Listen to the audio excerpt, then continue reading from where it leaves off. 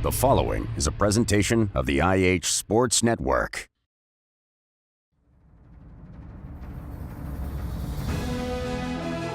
High school football is on the air.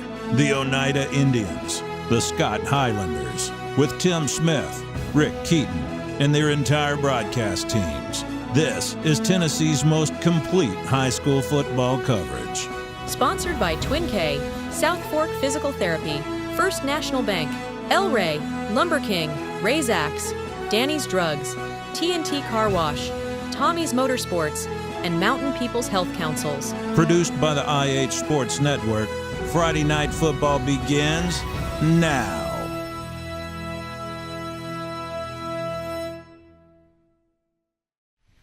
Good Monday evening, everybody. Welcome to the Roundtable on the IH Sports Network. I am Ben Garrett, alongside the voice of the Indians, Tim Smith, the voice of the Highlanders, Rick Keaton, and we are live tonight from Oneida City Park and the town of Oneida's Labor Day Weekend Festival. This is also the 50th anniversary or the 50th birthday bash for Oneida City Park. There's a lot going on behind us. We're on the gazebo next to the walking track, next to the amphitheater.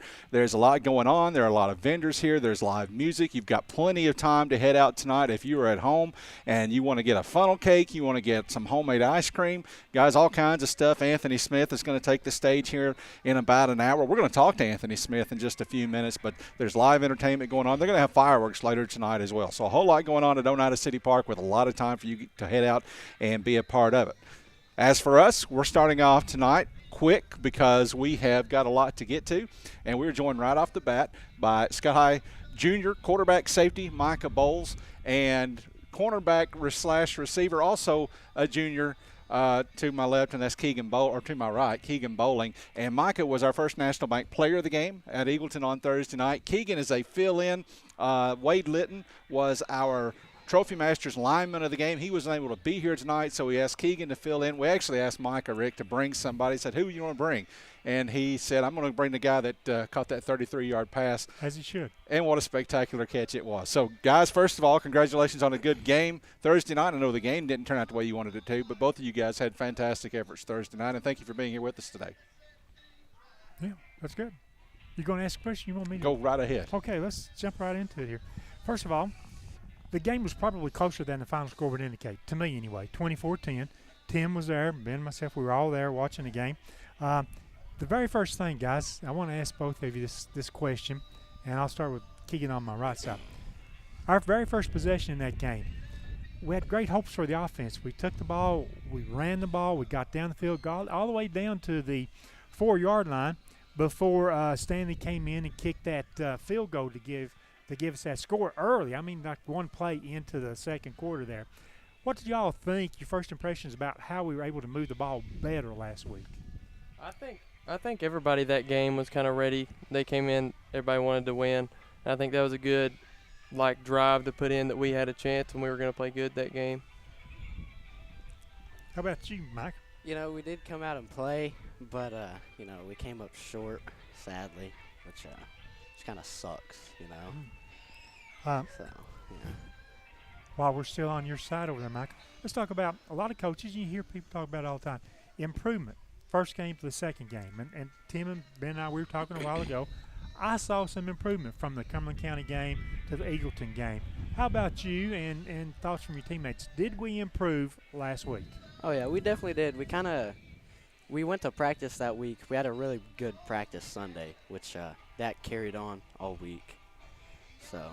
And how about you, Keegan? What your thoughts yourself personally and on the team improving from week 1 to week 2?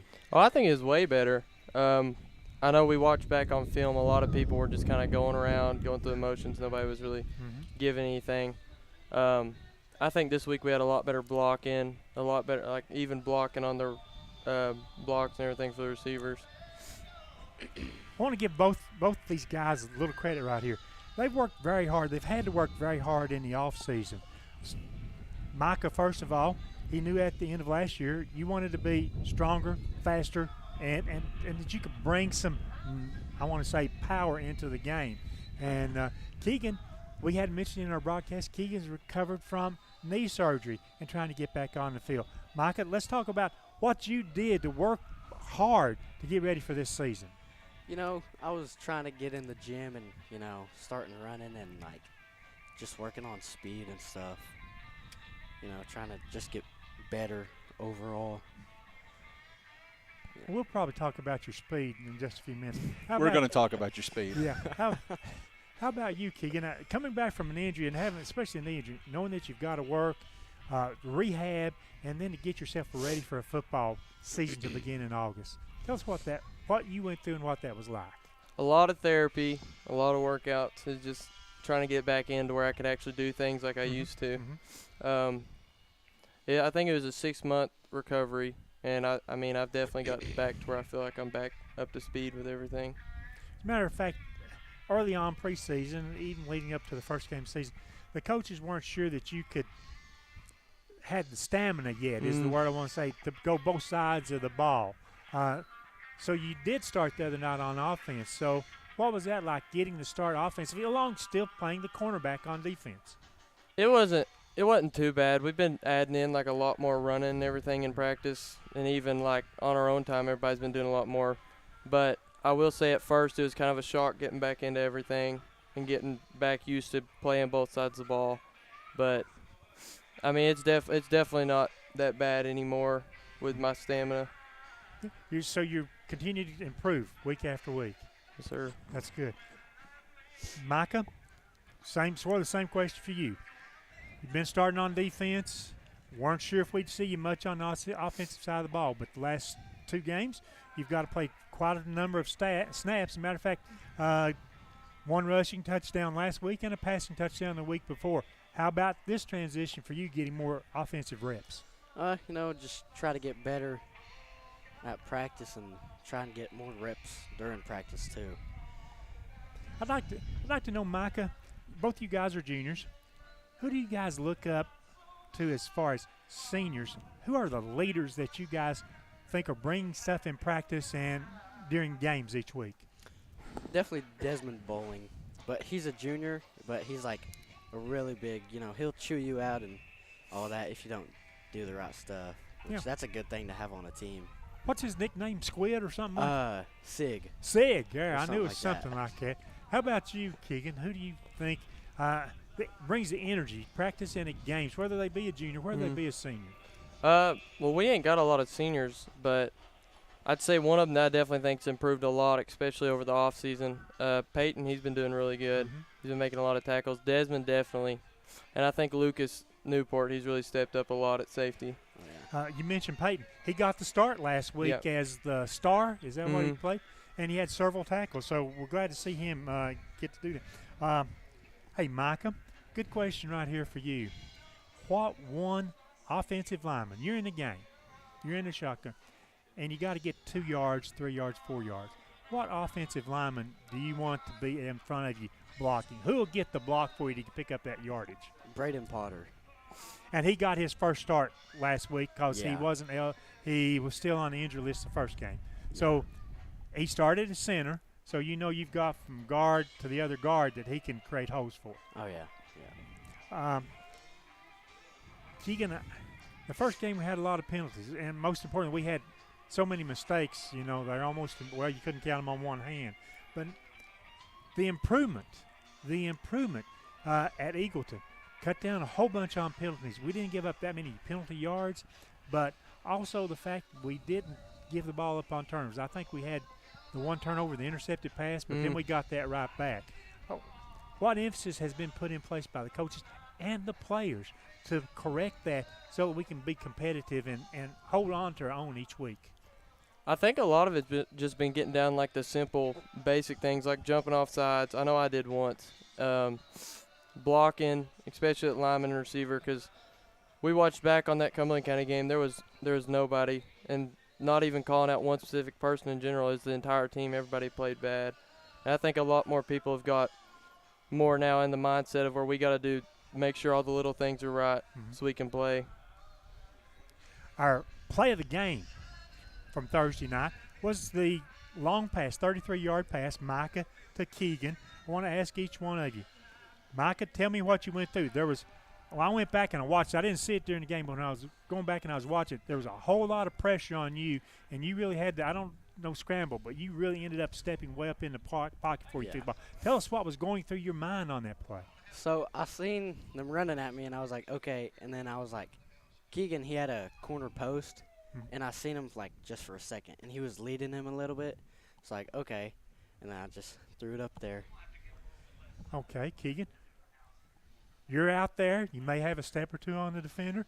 Suddenly you realize the ball was coming to me. Take it through the catch and everything, because you still had to sort of go up and get the catch.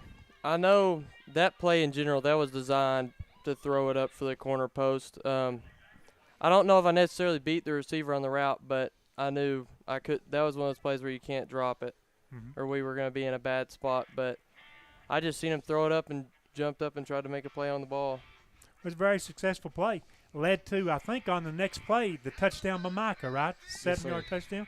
So, I mean, things matter when you catch the ball and hang on to them in tough situations like that. A little bit right now. You've not practiced yet, so I'm sure both of you looked at film from Clinton. Maybe you've talked to the coaches a little bit. What do we expect from Clinton? Anything that you guys have seen from Clinton? I know they're probably a good, strong, fast team, but what do you think about this week's opponent, the Clinton Dragons? Keegan, I'll start with you. Well, I haven't watched a lot of film. I know they got a real big receiver, and I've heard he's pretty good. They're a 5A school. So either way, I think they're still going to be a pretty solid team. I think it just depends on how we come out and play. If we play the best we can play, I think we can surprise some people with how we are. But I think they're going to be pretty good. Michael, what are you watching for against Clinton? I mean, deep ball and, simple routes I can go make a tackle or maybe get a pick at. Well, what we've been watching you play the free safety on defense. And honestly, you've been doing a great job midfield to each sideline. So is that one of the areas you wanted to emphasize this year, or is that something the coaches told you we need you to do back there? I've kind of really started to like it. I didn't like it last year, but I was a backup for Rylan. And, this year I started it, and I was like, I kind of like this a lot. So I was like, hopefully I can stick with it for next year and maybe be better too. I've actually had 4 of your coaches tell me that said, he likes this. And it's refreshing for your coaches to have a player say, I don't mind playing this position. So that's very good for you. Keegan, whom or how many players, just name a few, that you would like to see really step up and have a good game this week against Clinton? I'd definitely like to see Micah do really good. I think he can. Lucas, he's shown himself tremendously on defense. He went from not even playing much on defense to where now he's probably playing one of the better on the defensive side. I think if he does good, we'll have a good game at linebacker. And just overall, I mean, those 3 are probably the top 3 I think should have a really good game. And Michael, who would you like to see have a good game this week? Definitely Keegan, and then good answer. Mason Llewellyn. Yeah. I feel like if he came out and played real hard, he definitely could. I agree with that. And then Gage Privet. I hope he can step up and, be better. Okay, Micah, I'll address this to Micah. There's a rumor out there that some guy by the name of Darrell Bowles, when he was a certain younger age, that he could run a 10.5 second 100-yard dash. True or false? False. Oh! There's no proof. There's no proof. That's what I said. Proof. That's what I said. Yes. I heard it was 10-4. Oh, he changed it after I heard it. I'm just saying. I know this. I think he challenged either you or Ben to a race on the brand new turf, and neither one of you took him up on it. That's what I remember. Well, so I've got a bad ankle. I'm in Daryl's corner, and I don't run anymore. So, I mean, that's bad. So the backstory on that, the backstory is Daryl, when you were breaking off some of those runs, when you were having to scramble, Daryl says, where did speed come from? And I said, where did his speed come from? Because we'd never seen Darrell Bowles run like that. No. And he assured me really quick that I was wrong. And when he was young, he could run a 10.5 So what's your 40 time? I'm sorry, a 10.5 100-yard dash. What's your 100-yard dash time? I don't know that. 10 See, 540 is probably more like it for Darrell. Is that what we're thinking? Well, they don't do 100-yard time things now. It's all based on a 40, right? 40 yards. So what's your 40 speed? Probably, hopefully, I don't know. 4.9, 4.8 maybe. Okay. Darrell Bowles never ran that in his life, did he? I doubt it. No, I doubt no it. way. I'm saying he did. I've got you, Darrell. Micah, as player of the game, we got some gear for you from First National Bank, and we've got a T-shirt. If I can get them unfolded, I'll let you unfold that, and I'll unfold the hoodie. We've got a T-shirt and we've got a hoodie. So congratulations for being our First National Bank player of the game. Thank you. And I'm pretty sure, Keegan, we're going to see you back this year as player of the game too. But thank you for filling in tonight as we might as well call you, we can call you our lineman of the game, right? All right, guys, good luck to both of you on Friday. We're going to take a break. When we come back, we're going to be joined by the star of the evening, and that is country music singer-songwriter Anthony Smith, when the roundtable continues after this. Bible, she's born again, she got a shotgun, she ain't afraid of sin, she got a rebel, rousing, rowdy friends singing. She got a Trans Am with the trailer hitch, she got horses, cows, and Dixie chicks, goes honky tonkin' just for kicks. If that ain't country, I don't know what is.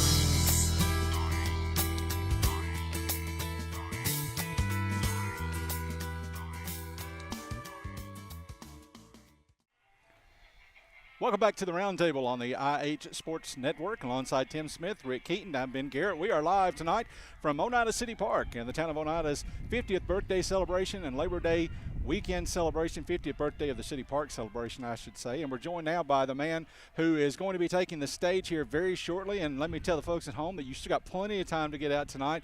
Folks are setting up their lawn chairs on the lawn in front of the amphitheater, and this is the guy that's going to headline the show a little bit later on. We've heard some good music already, but everybody knows Anthony Smith, singer, songwriter, award-winning songwriter, I should say. Grew up in Oneida. And so, Anthony, first of all, thank you for joining us. Absolutely. I know it's a tight schedule for you tonight as you're getting ready to take the stage. But just first and foremost, tell us what you're into now. What kind of projects you got going on? What's going on in Nashville with you? You know, I'm still doing the writing. I do a lot of shows, a lot of touring, on the road a whole lot. I've been doing quite a bit of producing. Do that still, and it's going good. You know, got a new McGraw cut here recently, and Blake Shelton's going to cut another one here soon, and so it's been going really well. Just enjoying it. Enjoy doing the shows, and just proud to be here. Just part of this 50th anniversary, and because I remember this park when I was a kid, you know, and it's gotten a little bigger since then. And, of course, they got the pools going now. And I was like, I almost jumped into the concrete. So, anyway. So you mentioned Blake Shelton, Tim McGraw, two of the biggest names in music. And, of course, you were writing songs when Tim McGraw was still kind of a newcomer to Nashville almost, certainly before Blake Shelton became a star. But for you as a songwriter, what is it like when a superstar like that cuts one of your songs and you hear that on the radio for the first time? I got my writing deal at a publishing company called Almo Irving, which is now Universal. I signed there in the early 2000s, and first week there I got a George Strait cut, and I couldn't believe it. And but the first thing I heard on the radio, and about a week later after that, I think I got a couple songs cut by Trace Atkins, and you know, of course, the George Strait thing was big, but Trace Atkins' career looked like he was about to lose his deal, and so we weren't that jazzed about him cutting those songs. Like, oh man, we was wanting a big artist, but he cut both of them. Released the first single called "I'm Trying," and it was a huge hit for him, and it really put him on the map again. And then the title track of the record was called "Chrome," and he released that, and it did really well. And so. It was I was driving home from writing a whole day, and I was just driving home, wasn't thinking about a thing, and all of a sudden I heard "I'm Trying" come on the radio with Trace Atkins, and I about wrecked. I was calling everybody I knew, my song's on the radio. And it was a big thrill. It was a big thrill and big honor, and you know, I'd been doing it my whole life, and it was just good to see it start paying off, you know. So my daughter yesterday was asking me, she said, who is Anthony Smith? Now, keep in mind, she's 18. Oh, yeah. And she listens to nothing except for Taylor Swift. Yes. So we were driving down the road, and I had to pull up your first album, Yeah. which was obviously that was the world's introduction, I think, to Anthony Smith for most people. Yeah. And I think I'm not saying she's going to abandon Taylor Swift, but I think she's a fan a little bit now. You know, tell her this. If she goes to YouTube and type Taylor Swift Run, I wrote that. So she sings it. Yes. Okay. All right. So she'll probably get a kick because Taylor did a great job on it. Well, she always does. She did a great job, yeah. So my daughter didn't even know it until last year. I didn't know it. My daughter's 11, and she loves Taylor Swift, and I just sent her that video. She had no idea that he was singing one of Daddy's songs. I was like, yeah. So it was funny. Wow. Well, I got a question about your first album. Yes. And the question is the thought process on, did you hold songs back? Like you said you had Chrome that was given out. Did you have some songs like, no, I'm going to wait, that's for me, or did you choose, no, that's more my sound, I'll keep it for me? How'd you choose what you kept? Those songs were uniquely mine. When I came onto the scene as a writer, I was writing a style that nobody was doing, which was, I think, what got me some success. Yeah. And everybody was wanting to get in on that, and it was basically using chord structures that was influenced by some rock and roll, but very country type lyrics, but they were storytelling based. And I liked painting pictures and images with my lyrics, and so when I would write with those kind of songs, I would try to keep them, but there was a couple songs. There was a song called Up to the Depth on that record that was on hold with McGraw. He wanted to cut that, and Faith Hill wanted to cut it. Neither one of them knew the other one had it on hold. They wanted to hold it, and when I got my record deal, I knew it was a really good song. And I thought, we had already done a demo on it. I thought, I'm going to record that. And I pulled it off a hold from them. They didn't like it. They was a little mad at me. But I did it, and several of the songs on that record have been recut since then. Yeah. I mean, Metropolis. Yeah, Metropolis has been cut a bunch of times. Sammy Kershaw and Trace. And it was actually a #1 in Australia, an artist by the name of I can't remember, maybe Steve Ford or something like that. I can't remember his name, but that was it was a good time having an Australia #1. Don't make no money, but it was but it was fun. Yeah. Well, I also saw part of you were talking about the first 2 songs you had to write in a week that got you that deal, that publishing deal, Half a Man and Infinity. Those were both on that album. Yes. I had a meeting with Almo Irving, and the Scott Gunner was his name. He was a publisher there and a song plugger, they call him. And he had heard a few of my songs, and some of them I didn't have enough money to demo anything, because demo anything's pretty expensive back then. And so I didn't have money for a demo, so I just had stuff on a little cassette, me playing an acoustic, or I play them live. And some of those, most of those were co-writes. So he wanted to hear something that I wrote by myself. And he goes, bring me back just one song. That's all he asked for was one song. And so I went, it was a 4th of July week. I was at my mom's, and I wrote Half a Man first. And I had this concept of Infinity, which was a real concept. We really didn't hear those kind of ideas in country music. And so I took it home and finished it, and it was thoughts I'd had my whole life about, questioning where things come from, and you know what I mean, infinite questions, and that's how that song came about. And I remember watching their face because it was so unique at the time, that kind of writing, and I played it for Almo Irving and the Scott Gunner, and he brought somebody else in, made me play it again, and I just seen their eyes. I could tell they wanted to sign me bad, so I signed a deal with them right away, and things just blew up. I was really fortunate, and because I'd been chasing the music for a long time, and I finally made the plunge to get out of. I left Oneida, started a band in Kentucky for a couple years, and then made the plunge. It's so funny because you see people moving from California or Texas, wherever, to get in the music business here in Nashville. And it's like, for me, I'm 3 hours away. and it seemed like 1,000 miles away. And because, I didn't have no money. I was broke. And I sold everything I had. I was married at the time, and we sold our furniture. We sold everything we had except our clothes.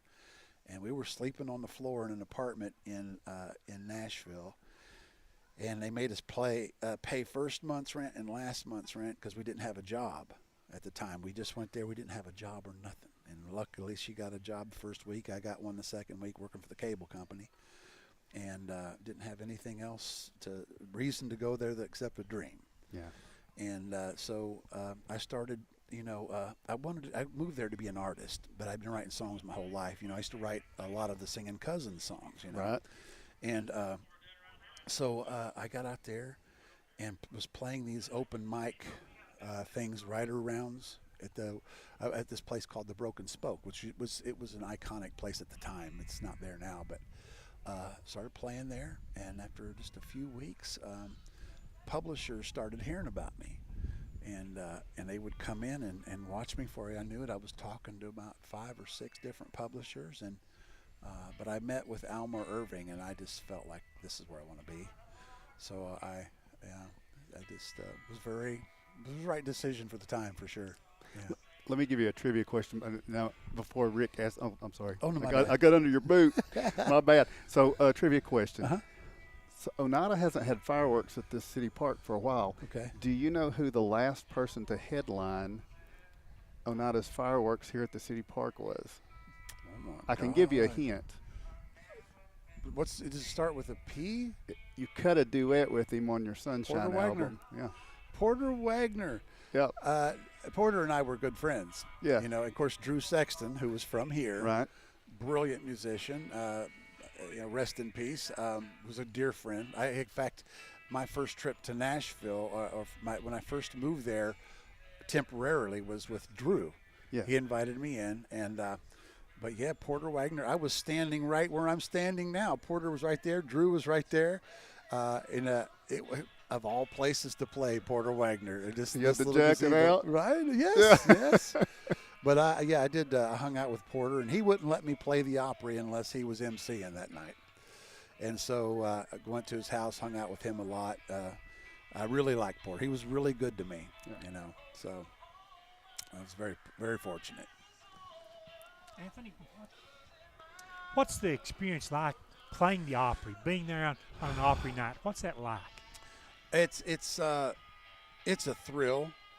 Things are, when you sign a record deal and you're getting all these cuts, it's overwhelming. And so things are happening so fast, it's hard to absorb it. Sometimes it's in hindsight, you're thinking, my God. But I remember when I played the Opry my first time, you only play 2 songs, sometimes just one.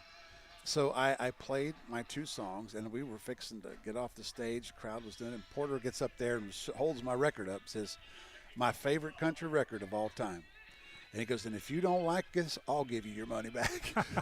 and then he goes, I want you to play my favorite song off that record. And it was Metropolis was his favorite song. And I thought, we just rehearsed these 2 songs is all we know. It was like, but you can't say no live on the Opry, And so the guitar player, he and I knew the song. So I said, do you think we can wing it? And the band luckily had listened to the record enough to wing it. And we did. And it went over fine, And so I got to do 3 songs on my first Opry appearance, and it was a real honor. You're standing in the magic circle, they call it. Elvis, everybody, Hank Williams and Patsy Cline all stood there, It doesn't really get to be a bigger honor than that, Yeah. One of the few people who's probably ever got to do 3 songs a night at the Opry like that. It was a rare event for sure. What artists do we know, country artists that we know, that keep coming back to you asking, can you write something for me? Can you write something for me? Well, it's crazy. I used to get calls sometimes, and this sounds hard to believe, but I used to get calls from producers who generally are the ones looking for the songs, and they are A&R from the record labels, and the artists too. But I would get calls from these big producers and ask me, hey man, what are you doing, Anthony? I said, I'm in the middle of a writing session. say, what are you writing about? Just some guy and got broke up with or drinking or something, whatever it was. I want to put that song on hold. And I'm like, well, it's not finished. Well, I said, you've not heard it yet. They said, you put it on hold. I want to be the first person to hear it. So I just happened to be a pretty hot writer at the time, so it was a wonderful time. And I quit pitching songs for about 10 years and crazy, just concentrating on a lot of producing and touring some. And then here in the last few years, I got back into it. I never stopped writing. I just wasn't pitching the songs. And but boy, it's really good to be back doing it pretty heavy and still doing a lot of shows. And I'm actually been producing a rock and roll record on a girl who's kind of local. Her mom's from here, Christy Litton. Yeah. And her daughter, Chloe. Yeah. She, first time I heard her a few years ago, probably 5, 6, 7 years ago, she was good, but she wasn't there yet. And so she came and told me, she said that, well, I'm not really a country singer. I'm really a rock singer. She goes, real rock. I'm not talking about kind of rock. I'm real rock. And I was like, really? I want to produce a rock record. So we started on one. And I don't know what's going to happen with it, but boy, it's good. And she sings so daggone good. She grew up, I think, in Georgia, but she came back here about every year, Fireman's Fourth at Huntsville, and performed there on the 4th each and every night, and had a real solid base here in Scott County. Yeah, she did. And I think if people hear what she does now doing the rock thing, they're going to be blown away. That's really her element, So. Is there anybody else that you would like to produce, like to really work with? Well, for me personally, I like working with people that blow me away. And you get approached to do a lot of things, but if it has to move me to inspire me, right? Because that way it inspires me to write, and it inspires me musically, and so I generally like working with new artists that I discover. That way I can help develop them a sound that doesn't exist yet. It's what we did with Chloe, and but so I like the development process. Of a new sound, making them an original artist, but if you just go in and produce a Trace Atkins or a McGraw or somebody like that, they kind of got their thing already, So it's hard to reinvent that wheel. So, yeah.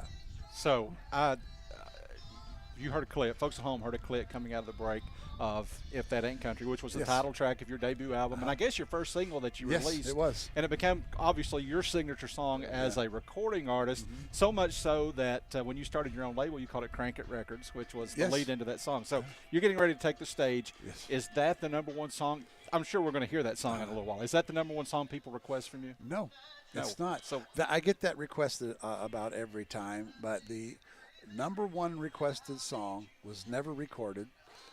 I've never pitched it, and I wrote it about my childhood. And most of the songs I write, are just made up fictional characters and places. But I've had maybe 2 songs that was directly inspired by Scott County, and this one was definitely one of them. In my childhood, raised up in a Pentecostal church, and the song's called "Big Praying Women." And I've already had like 5 people request it today, and there wasn't that many people here at the time. But I do get requests for "Run," a lot for Straight and Cowboys Like Us, and had a request for Chrome. But yeah, for whatever reason, a song that's never been on the radio is the most requested thing I do. So that record was, to me, unlike now, Tim's of our group. Tim's the music aficionado, but I do like music too, and I'm going to tell you that. It seems like to me most albums have a couple of good songs and then a lot of fluff. Yes. Your first album was somewhat unique in that there was not a bad song on it, and maybe that's the benefit of doing all your own stuff. Yeah. You don't have to fill it with fluff. But my favorite song out of all of them, they're all good. I'm a ballad guy. Yeah. And I think I've told you this before. That's What Brothers Do, or What Brothers Do. Yes. That's my favorite Anthony Smith song. But I want to know what do you have a favorite? What is your favorite song? It depends. It depends on the mood I'm in. Some days I'm ready to rock. Some days I like those kind of songs too. But they all come from a place inside my soul, and so they're all special. But that record was a moment in time of pure inspiration and I wanted to make a record that wasn't typical of country music. Some of the chord structures in that record had never been used in country music, and I wanted it to be original. And I told my producer, we co-produced it together, and I said, I want to approach this like Eagles approach Hotel California, where we don't have a time limit, we're not worried about it. And it was unique because we didn't go in a session of musicians. He and I did all of it, all of the instrumentation, and we had a drummer come in and play some of it, and he played some of it. But yeah, I can't be more proud of that record. It's Chris Stapleton's favorite country record. And we were sitting down writing one day, and Chris told me, he goes, that's my favorite record ever made. And I'm like, he might have been lying, but I was like, I took it. I said, I'll take that. Good compliment from him. A lot to unpack in that record. But now, calling it his first record, I remember, Anthony, and I alluded to this right before we went on, 30-something years ago. Yeah. You come up and helped out a friend we had that had a non-alcoholic dance hall up at up at Knatzer's. Ryland Bolin had that up there. It was called Drifters. And I remember you played, and you had an EP at the time. And I know up at WBNT they were spinning, and I don't know if you sung this song. When was the last time you sang Love Assembly Line? Oh, not since then. I didn't know. I have to mention that because my friend Eddie Duncan, that's his favorite. Really? Yes, absolutely. He to this day. But anyway, and I remember you would close with a Joe Diffie. Cold Budweiser and Sweet Tater. Yep, that was the closer. Yep, I was a huge Joe Diffie fan. Yeah. So who was the country artist, and it may be Porter Wagner, but that kind of welcomed you in, was the kindest to you when you got to Nashville? Porter was probably the first one. Now, I was writing with a lot of the artists. Marty Stewart was really good to me. First time I wrote with him, somebody had just stolen my guitar, and I didn't have anything to write on that day. So I came into the office, and he had heard that somebody got my guitar, and he goes, do you need a guitar? I said, I'll get something. I said, he goes, I got a whole warehouse full of guitars. You go grab whatever you want and keep it as long as you need. And I thought that was the sweetest thing. And I was noticing he was playing this guitar that was an amazing guitar. And I thought I knew what it was. And he tossed it to me, about from here to that table over there. He goes, try this one out, and tossed this guitar. And I was sitting there in slow motion, like, and it was Hank Williams' guitar from a 1939 Martin. Wow. 1939 Martin. And it was a Shenandoah or whatever model, but it had the inlays and the herringbone inlay, and it had the block inlays in the neck. And so he tosses the guitar to me, and that ended up being Johnny Cash's guitar. And Cash had his name engraved in one of those block inlays. And so I'm holding this guitar that's got all of this amazing history from the Opry and all of this stuff. Yeah. And as soon as I caught it, he said, I was offered $500,000 for that last week. And he said, he goes, they give me $1 million, I'm selling it. I saw he just recently donated his whole collection to the Hall of Fame. I don't know if he donated or is just letting him. It might be on loan. Okay. I'm not really sure. He may have given it to him, but he was the biggest collector of memorabilia in the world. And I know you got to go, but just a quick. I've wondered this question. Sure. Mount Rushmore, country music. I know it's tough. Singers? Maybe for next time. I don't know, but singer-songwriters, because you had to put 4 up there. Songwriter's my favorite songwriter, and he had a short career because he blew up and actor and everything else. I think the most influential original songwriter was Chris Christopherson, hands down. And artist-wise, I mean, there's so many. It's impossible. I mean, Joe Diffie, one of my favorite singers of all time. Keith Whitley. Of course, you got the Haggard, and you got the Jones, and you got the. It's an unfair question. Yeah, it's an unfair question. You got Hank Sr., Hank Hank Jr. You got Loretta, Willie, Willie. Oh, yeah, Willie Nelson for is sure. definitely. Yeah, he's got to go. I toured with Willie for like a year. Really? We became good friends. I ended up doing Farm Aid for him, and He's a good man too. He was always good to me. You have people, Johnny Paycheck, guys like that. Travis or Randy Travis. So a lot of influences, and Tom T. Hall was a great songwriter. Yeah. Drew Sexton played for him. Yep. Yeah, and the storytellers. So. Well, Anthony, I know that we got to let you get to Yes, the sir. stage. You're about to go on, but we thank you for joining us, and hopefully some of the folks at home that are among our younger audience, like my daughter, that don't know who you are, maybe now they know a little bit more about Anthony Smith.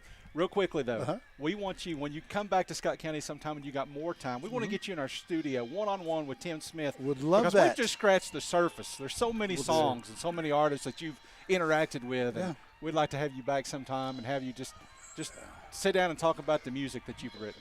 I will, and I know I've had some people want me to do another show soon, so I'll figure out a way to come back and do something really fun, and we'll sit down and just chew the fat. All right, so if you're at home, you've got about 10, 15 minutes to get out here to catch Anthony Smith tonight. Please come out. There's still plenty of room. Good crowd here, but room for more. Anthony, thank you for joining us. We look forward to hearing you on stage. We'll be right back with our Scholar Athletes.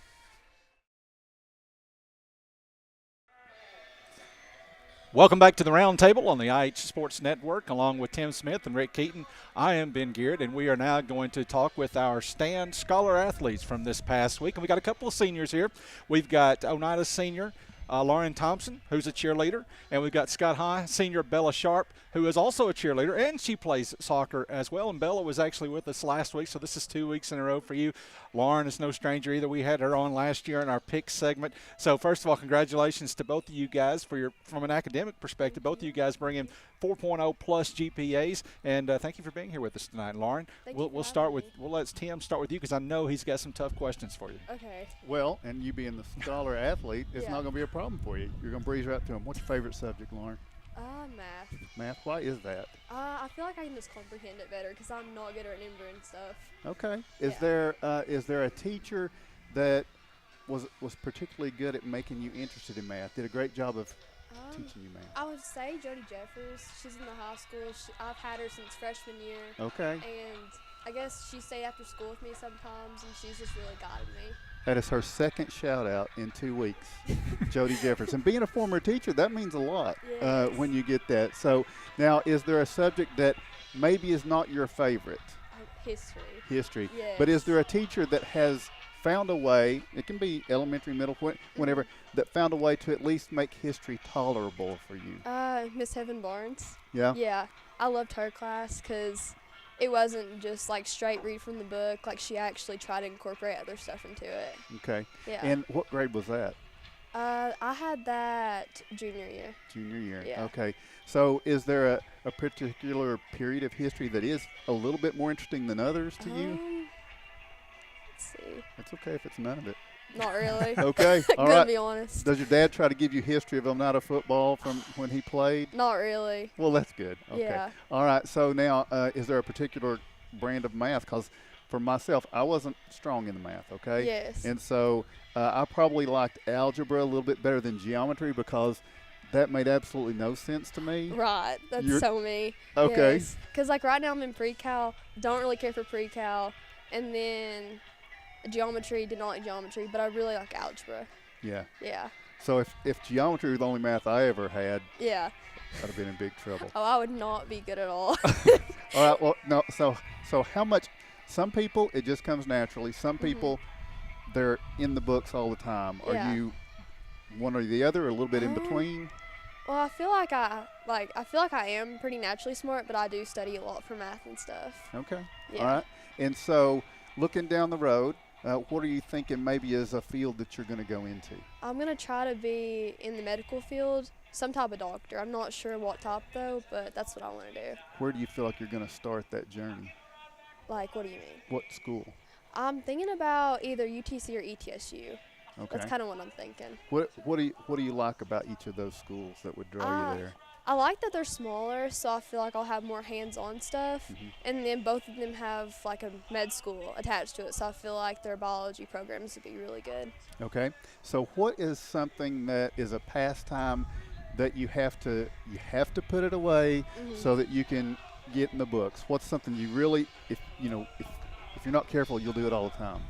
Like studying? No, Or like free time, like, you know, for some people, I think somebody last week said it was video games. Oh, yeah. You know, what? It's definitely like cheer, TikTok, hanging out with my friends. Okay. Because sometimes I'd hang out with my friends as an excuse not to study.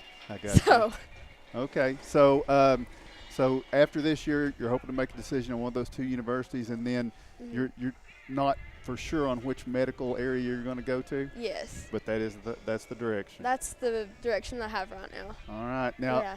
is there anybody you'd like to give a shout out to say hey to while you've got this opportunity? You may be back before the year's over, but just any other teachers or family members or friends that you want to say hey to before we turn it over to Bella? Big shout out to Jody Jeffers because she's helped me so much. Shout out to Logan Foltz because he's listened to me complain and everything else throughout the school year. And obviously shout out to my friends and stuff for supporting me because I think they're watching this right now. All right. Lauren Thompson. So, Lauren, real quickly, now I know this you don't know definitely because you've already said you don't know what area of medicine for sure you're going to go into, but you're going into medicine. Yeah. If you had the opportunity to practice with your dad down the road, would that be something that's on the table? Yeah, that's kind of what I'm thinking. Like, I may do hospital work, but around the time that I would get done with residency, he would be retiring, so I could step in at the clinic and do that. Okay. So, wow, he's eyeing retirement already because that's not that far away. Right. Sounds like she's got the plan for his retirement. I'm already setting it up. What is it? Sounds like she's coming for you, Josh.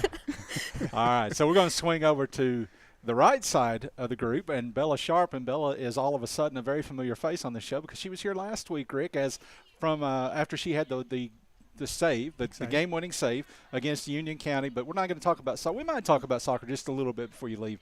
But strangely enough, you're not just a soccer player, not just a cheerleader, but you're also pretty good in the classroom. Tell us exactly what your GPA is. 'Cause I know it's 4.0 plus, right? I think it's 4.04. 4.04. That's actually what I was thinking, but I didn't know that for sure. It's it amazes me that people who participate like athletes, I know how much time they put into it. Cheerleading, I know how much time I think that you put into it. How do you find time for classwork? Is it a natural thing, or every minute of your free time after school to the time you go to bed, do you spend that time studying, or are you just plumb natural, Bella? I think it's a natural thing for me. I do study sometimes, but most of the time I just don't have time for it. Don't have time for it, and still can carry the 4.0. That's excellent. Both of you, I commend you for that. We just heard Lauren talk a little bit about it.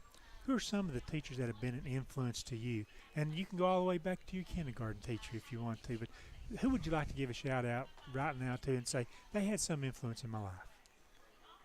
Right now I have Chuck Jeffers for math, and he's a big help. I learn a lot from him. But in history, I was never that good till I got to high school, so I would like to thank Tim Hall and Jenny Hall for that. They're wonderful teachers. Well, excellent. Just because he's the cross-country and track coach, has he ever asked you to participate in one of those activities? Well, Tim likes to encourage. Okay. But I wanted to do track and cross-country anyways, so it wasn't hard to convince me. Okay, well, that's excellent. So once again, do you do track or? Yes. Okay, so you're like 3 sports, 4 sports, cheerleader. It's absolutely amazing. What are your post-high school plans? What do you want to be? Where do you want to go to school, if I can ask that? I plan on being a physical therapist, so I plan on getting my doctorate in physical therapy. I either want to go to LMU or MTSU.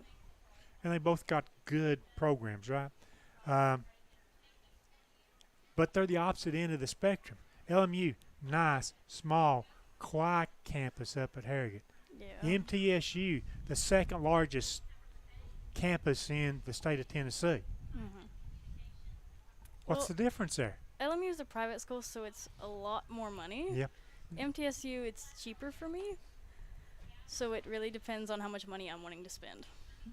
Other than that, what else entices you to want to go to one of those schools? Not talking about money. Just say, hey, this has got a better program, that's got a better program. This is why I want to go. My boyfriend's going there, or something like that.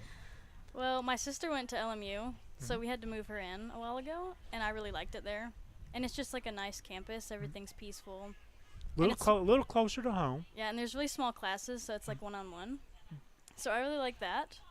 But MTSU, it is bigger, yes, but the campus is still really nice.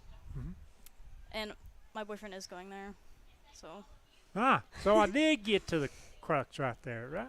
Yeah. That would be some enticement. But it was also a place of interest, so. Yeah. What subjects, you're a senior now, you're in your first semester. What's the hardest subject that you're taking this year or are scheduled to take in the second semester? Probably college problem stats in the second semester. But I'm also taking college algebra at the same time, opposite days. So. I do sort of want to ask you a sports question. This has something to do with the soccer thing. Is there a favorite saying that Coach Henry's got? Can you mimic him? Is there something that he says all the time, over and over and over again? Well, he doesn't say it to me because I don't shoot, but he's always like, "I'll take that. I'll take that," even when they miss, as long as it's a on target shot.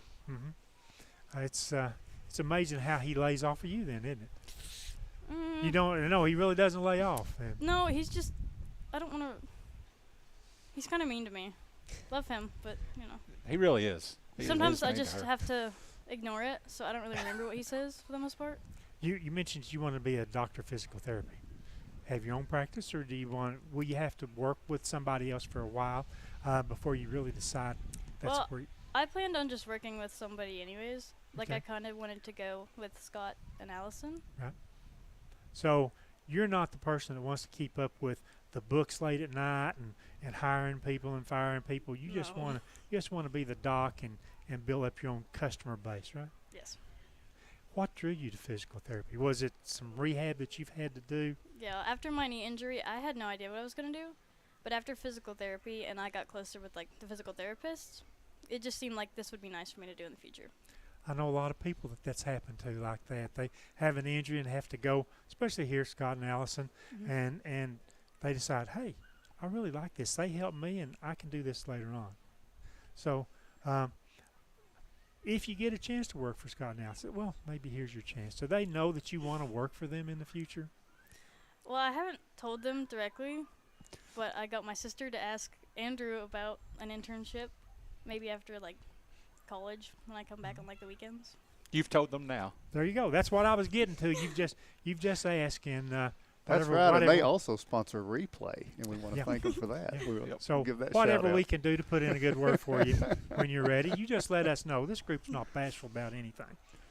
How excited? You're a senior now. How excited are you to know that graduation is going to be in May? Are you getting real excited about that, or is everything else still falling in place? School, soccer, cheerleading. Are you got to get through that first before you can let your brain wander a little bit? Well, I honestly don't feel like a senior. Like, I still feel like a sophomore. So when I realize it's, like, my last season of soccer, it's just kind of sad. After high school, I probably won't be doing it again. So I'm trying to make the most of it. Most people have told us that senior year has a tendency to fly by. Yeah. And so capture and retain all that, because it's something you never want to do again, okay?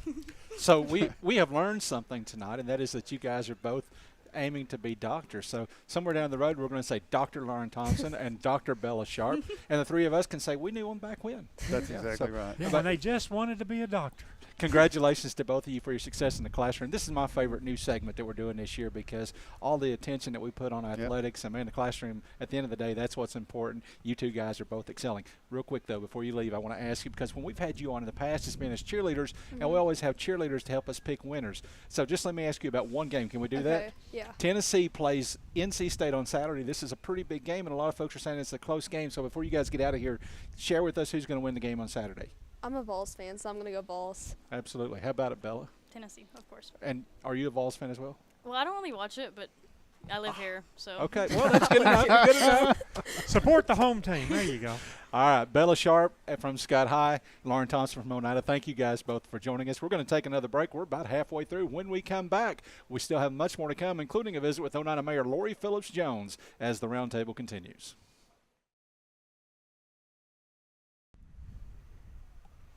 Welcome back to the Roundtable on the IH Sports Network with Tim Smith and Rick Keaton. I am Ben Garrett. We're just about halfway through tonight's show, and what a beautiful evening it is, Tim, out here at Oneida City Park. It is. Not too late to get out here and see some fireworks. Absolutely not. Anthony Smith has not taken the stage yet. I think that's partly our fault. We kept him extra. Is he not 8 o'clock? Is he? No, everything got moved Anytime? back. Yeah, Gotcha. So anytime now. Still got fireworks to come, as Tim mentioned, so get on out tonight. There's lots of food vendors here, and it smells good. I haven't been up there to sample it yet, but it smells good. So come on out tonight and be with us.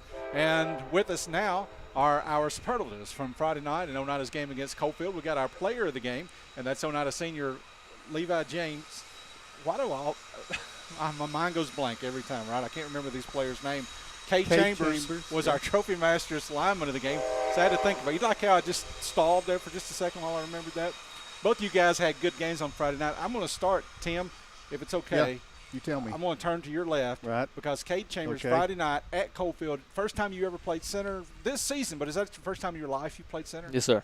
And handled it remarkably well. Tim, you were watching from home. Couldn't be there. He did it well. Played it very well. Absolutely. And, I mean, Jackson went down with the injury, and so Cam had been snapping before that, but they moved him back to left tackle, right? Yep. And he told us that last week, and he said it's going to be you that's in there. So tell me, what was the toughest part about getting ready for that?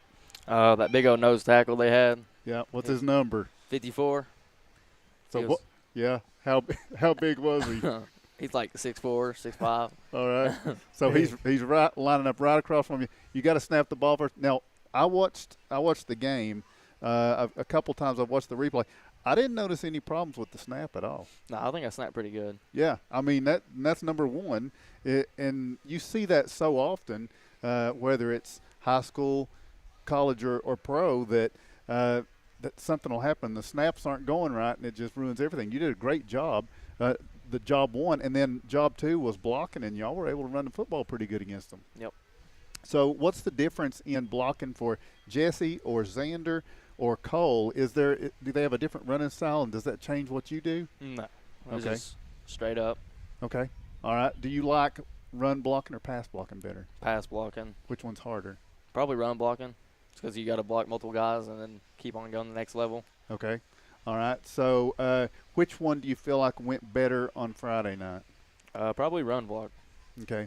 And so offensively, of course, you had the block punt score to get up on Coalfield, but you all were moving the football pretty good. A couple of field goals didn't go your way, had the lead at the half. I think a lot of people probably, given what happened last year, were a little bit surprised that it was Oneida in the lead at halftime. Were you guys surprised at all? No, I think we practiced hard that week and really be ready for Coalfield. What in the second half do you feel like was the difference where Coalfield was able to come back and take control? I guess they just, I don't know, really. Okay. All right. Now, that's one of the toughest teams. When we did a preseason preview of this, for all we know, which is not much because they had Tellico Plains ranked 10th and they're 2-0 now. They beat two of the teams that were above that. But they had Coalfield number one. They said that was going to be the toughest team that we were going to play. So do you feel like probably that was one of the toughest teams that's on the schedule this year? One of them, yeah. Okay. I want to point out something. I didn't know that. So Craig Chambers, Cade, that's Dad, right? Yeah. Now, I've seen Craig play football. I played some backyard football with your dad, and we were not very good at all. But I do know he is very good at picking a pro football team. So who's your favorite pro football team? Probably the Buffalo Bills. Craig, this was a gimme. What is it? It's supposed to be – okay, that's fine. I understand the Atlanta Falcons. Who's it supposed to be? It's Atlanta Falcons. It's supposed to be Atlanta Falcons. That's big Craig, big Falcons guys. So I see Levi giving me side eye. Okay. You're the only two in Scott County. Buffalo, I can go with that. You got Josh Allen. It's a fun team to watch, yeah. Right? Okay. So this week, getting ready for Eagleton, what's the main thing you want to do from Friday to this Friday to get better? What's the main thing you want to work on for Cade? Definitely reach blocking, like on them run games. We all got to do that. Pass blocking. Their noses and the tackles ain't going to be that big. That's Coalfield, but just keep on reach blocking. Who's your line coach? Coach Martin. All right. I mean, because you know your stuff. You got your ideas. All right. Levi, the thing is there was no favoritism involved in you being selected as player of the game this week. Me and Mark weren't there. Yeah. So you had to go out and earn it. I watched it, and I will just say, judging from watching the tape, you really were fired up to get out there and play against Coalfield. What was it that made it so evident? Why is that? Man, I guess we all were pretty fired up. I mean, we want to beat them. We've been in a drought for a little while, so yeah, I feel like we was all pretty fired up. They're a good team. I Yeah. mean, and you want to prove yourself against a good team. And I think you all played nose to nose with those guys for the most part at their place. I mean, when you look at last year at home, it was 33-0. You go down there and you guys were with them all night long. I think that's a great step forward. What do you think could have been done differently to make that thing come together? I think we kind of came out flat in the second half. I feel like if we would have done better second half, we definitely would have won that game. But I mean, what can you do now? Just move on next week, Yeah. So now you got two different quarterbacks, and first week they didn't throw an incomplete pass at all. Now there were some incompletions this week, but they haven't turned the ball over through the air. Did a pretty good job. What's the difference? Is there a difference when Gabe's quarterbacking, when Brock's quarterbacking? As a receiver, is it any different to you? I mean, you run your route, but does it seem any different? What's the difference between the two? Honestly, I don't even know who's in while I'm in. Honestly, like I'm just hear the play and go out there and play. So I don't really pay attention to that stuff. Mm-hmm. I mean, they're both really good though. Yeah, and you guys have added extra threat in Grady this year. And we were talking as we were getting set up here, or as they were setting up. Let me be proper, Greg. You guys were setting up. I was standing talking. But Riley Gibson, I think he's got 2 catches, but they're both for big first downs, one in each game. He's really come on this year. It's just like there's a lot of potential threats in the receiving core for you guys this year. Yep. Riley Gibson's a really good player. He has good hands. He really does. And we have a lot of threats at receiver especially, and some really good running backs too. Yeah, I mean, and do you feel like Coalfield was maybe at least one of the 3 toughest teams you're going to play this year? They're definitely up there. We definitely could have done better, though. I was kind of disappointed, but, you got to move on, like I said. So you got an Eagleton team that a year ago, I mean, it was a struggle. That was their first home game. It was a battle right to the end. I think we got them by a field goal in that one. What do you know about the Royals coming in this week?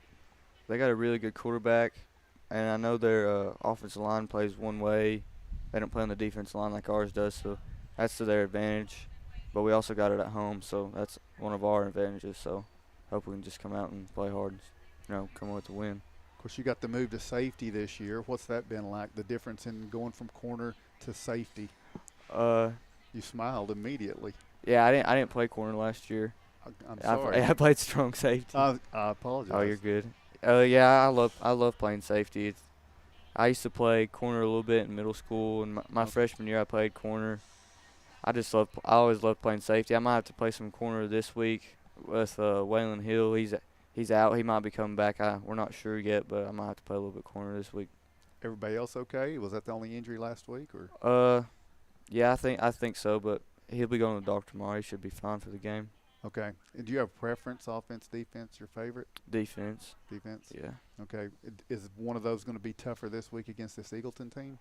Defense, yeah, they pass the ball a lot. They got a really good quarterback, so the secondary definitely be tested this week. All right. Good to be home, right? Oh, yeah, for sure. For sure. So, Levi, I saw a couple of your teammates back here giving you advice before you came on camera. Ruger West was one of them, and the other one was your quarterback, Gabe Brennan. And so you've been up here for 15 minutes now, and Gabe was on last week. Did you watch last week? Oh, yeah, I was there. Yes, you were there. Yeah. Yeah. I forgot. Sorry, I forgot about that. So since you have both had your turn now in front of the camera, Gabe was our player of the game last week, and he was giving you advice a minute ago. How would you say you performed versus him when he was up here? You think you outdid him? No, probably not. Gabe's a little bit better, well-spoken than I am. I don't talk very much, but he kind of hams it up for the camera a little bit. Yeah. Is that what he was telling you to do? Yeah. Okay. All right. Now, so Cade, they say never ask a lady about her weight, but you're a guy. Can I ask you what your weight is? 185 pounds. 185 pounds. Okay, so I'm going to tell you what Bo Kidd said. Bo, sorry, I'm getting ready to throw you under the bus. So before the game Friday, Tim, Bo was talking to Greg Addington, who is the PA guy at Coalfield, and he said, we're going to start a center tonight who weighs 157. And I wouldn't have doubted him. I mean, you look like maybe 155, 160, somewhere right in there. And so the nose tackle across from you said was 6'4". What did he weigh approximately? Any idea? Coach Martin said about 300. Yeah, so, okay. So was that nerve-wracking at all? A little bit. And then the first play, I'm not that nervous no more. Okay, and you handled him pretty well. Yeah, all right. I think so. So, got to take care of some business.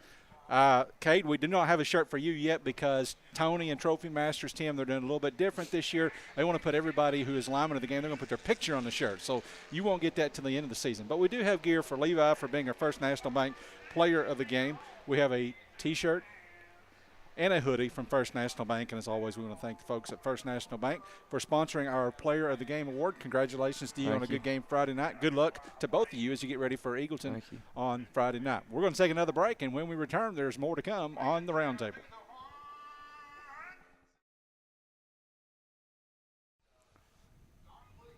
Welcome back to the Roundtable on the IH Sports Network as the sun is starting to set here in Oneida City Park. By the way, I'm Ben Garrett along with Rick Keaton and Tim Smith, and we're joined now by Oneida Mayor Lori Phillips-Jones. And Lori, we wanted to give you the opportunity, since you were kind enough to allow us use of your facility tonight, to come on and talk about this event, what inspired it, and are we going to see more of this sort of thing going forward? And just, I don't know, the floor is yours. Oh, but well, thank you. First of all, you got a good crowd out here. You had the had weather to postpone has been, because of the weather. Yep. It turned out to be a great call, by the way. At 6 o'clock last night, it was still raining. Today, the weather couldn't be better. It's been perfect. Yes. Well, and at least it held out for today. We were excited. We've got a great crowd. It's still a little warm on Labor Day, but I appreciate everybody sort of bearing with us, and we've got plans for more shade next year. So, this event kind of started out, Virginia Bruce, who works for me at the town, is just a great party planner, and she likes to have a good time. And she said, do you realize that the city park is 50 years old this year? And I was like, no, I had no idea. So she said, let's plan a party. And so what better time to do it than Labor Day, kind of a end of the summer bash. We were hoping that it would be a little bit cooler, that we wouldn't have to wait until 10 o'clock at night to do fireworks. So I think it's turned out great today. I appreciate we've got lots of vendors. We've got lots of food trucks. Lots of people came out. Anthony Smith is on the stage right now. He's just a great performer. We had some really good music today. Yeah, we got an opportunity to talk to Anthony a minute ago, which was fun. And I know, as I told Anthony right before he left, there's so many songs that he's been a part of. I mean, great songs that he's been a part of. Tim really knows music. He could talk. Yeah. He could speak to that a lot more than I can. But, oh, man, just great. And I've just listened to his songs. It's always fun to see him in concert. I'm glad you guys were able to pull him in. Let me ask you this. This food, the smells are kind of wafting this way. Yes. We haven't been up there yet to sample it. Well, it you're smells missing out. really good. So which truck do we want to hit up? Oh, gosh. So Dean's Diner has got fried bologna tonight. Now, I had a hamburger, but the police officers were eating the fried bologna, and they said it was amazing. I know Fat Baby's Barbecue is up there. We've got B&B ice cream. We've got truck with cheesesteak sandwiches. Sorry, it's been a long day. So just a wide variety of foods. The hot box is up there. So kind of just whatever you would like to have, we've got it down here. And lots of craft vendors and some folks that wanted to come out and provide information. We've got a couple booths giving out free water. So just a fun event for our community to come out and be together. Yeah. So, did Anthony tell you his Oneida City Park story? He did. I don't remember if we were on the air at the time or not. Tim, were we on the air when he told the City Park story? Ben, I can't remember. About him breaking in and getting in the swimming pool? No, he did not tell that. No, go ahead, Lori. Break that story for him right now. He, as an adult now, I think he's free to share it, but he was telling me that him and John Thompson, when they were probably about 20 years old, decided that they wanted to do some late night swimming and broke into the park and got in the swimming pool. So There's all kinds of great memories with Oneida City Park. That sounds very likely. Absolutely. Yeah, they call him head turning John Vernon. Oh, by the way, there you if you want to use the Yeah. entire phrase, Well, I called him there. out there. I said, I will expunge any felonious record that you may have gotten because it's at least been, several years since you did that. So. So Anthony's doing Infinity right now. You know that he's got so many great songs, and he's been so open to coming back home and helping out in situations like this. And he was going to play whether it was last night or tonight, right? Yes, that's correct. Yep. I mean, and so he said, "You let me know, I'll make it happen." So we were super excited that he would come and help us. And so Anthony, I don't know if people have seen, but there's a mural. Right? That's Yes. one of the things in downtown. Talk about that mural. So there is state grants available for murals in towns. And I think I was an alderman, and the Downtown Revitalization Committee said, we've got some money. We want to do some downtown revitalization, and we've got money for a mural. And I hadn't seen it. I said, can I at least see it before I say this is a great idea? And when she showed me, it was just beautiful with Anthony, and it's got the O&W bridge on it. It's got his guitar. I mean, it's really, really nice. And Anthony actually hadn't seen it for a little while because he came in for the songwriters competition last year, and it was dark when he was here. So he said he had to make a special trip back to get a selfie with himself on a mural. So, I mean, it just made me wonder, the next mural of a Smith, who should it be? Have you got any ideas, Ben? Pandering as always. Any ideas on who that might be? Maybe we put it in West Oneida, so you have to look at it every day when you go home. Yeah, that's. I've got an idea, but I can't say it here.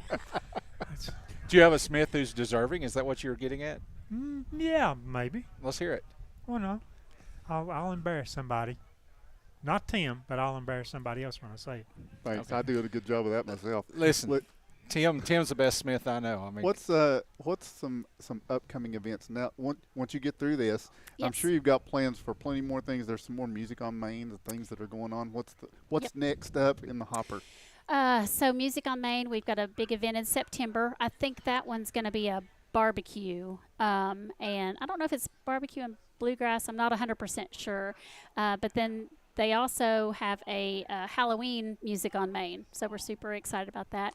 We've got Park After Dark, which is an event that the Women's Shelter puts on here at the city park, and different organizations do sort of displays where the kids can come and trick or treat. So that's really fun.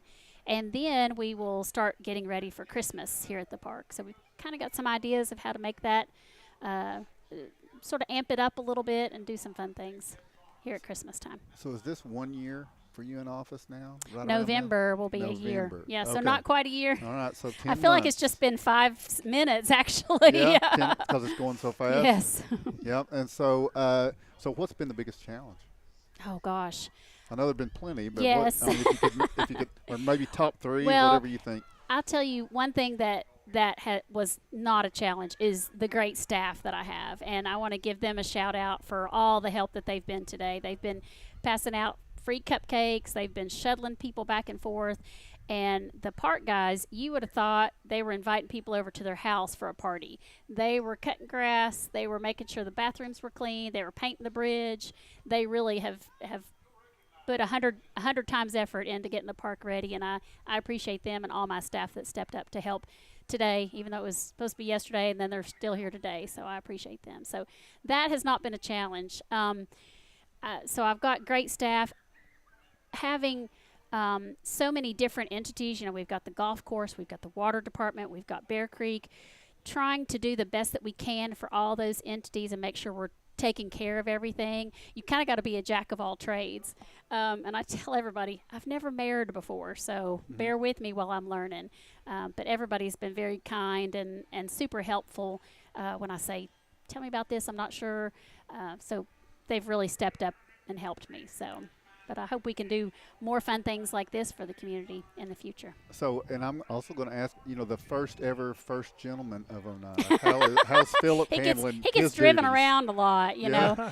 Tonight he was the water boy. He was the carrying the chairs. He was the tell me what you need me to do. And I was like, don't lose my folder, honey. So he's enjoyed it. Big help. Yeah, he is a huge help. When I first told him I was going to run for mayor, he was like, oh, really? So, but he's a wonderful person, and has been so helpful to me and so supportive. So I'm very blessed that he didn't think I was crazy. Yeah, well, that's the way first gentlemen are supposed to behave, right? That's right. I'm not sure everybody really knows Oneida is in a unique situation with the recreation facilities that you talked about. The park, outstanding. Bear Creek Recreation Complex, outstanding. The Oneida Golf Course. People don't realize how unique that is for Scott County to have a town like that has all these things here. I mean, I think you can drive from Mountain City to Memphis, and you'll be hard-pressed to find another town our size, your size here, that can offer all these amenities to the residents of the county. Absolutely. And I want to give a shout out to Jack Lay because he absolutely had the vision for so many of these things to get started. And I'm just the beneficiary of that, right? I just want to keep it and make it bigger and stronger and continue on. But if you drive through the park on a regular basis, you'll notice Kentucky tags. You'll see Anderson County tags, Roane County. I know, talked to several people who are here for the events tonight from McCreary County. So our park is very, very utilized. So any upcoming projects that you're going to have here at the park, like more restrooms, more facilities, more whatever? So we are working on kayak rentals. That's one thing that's in the works.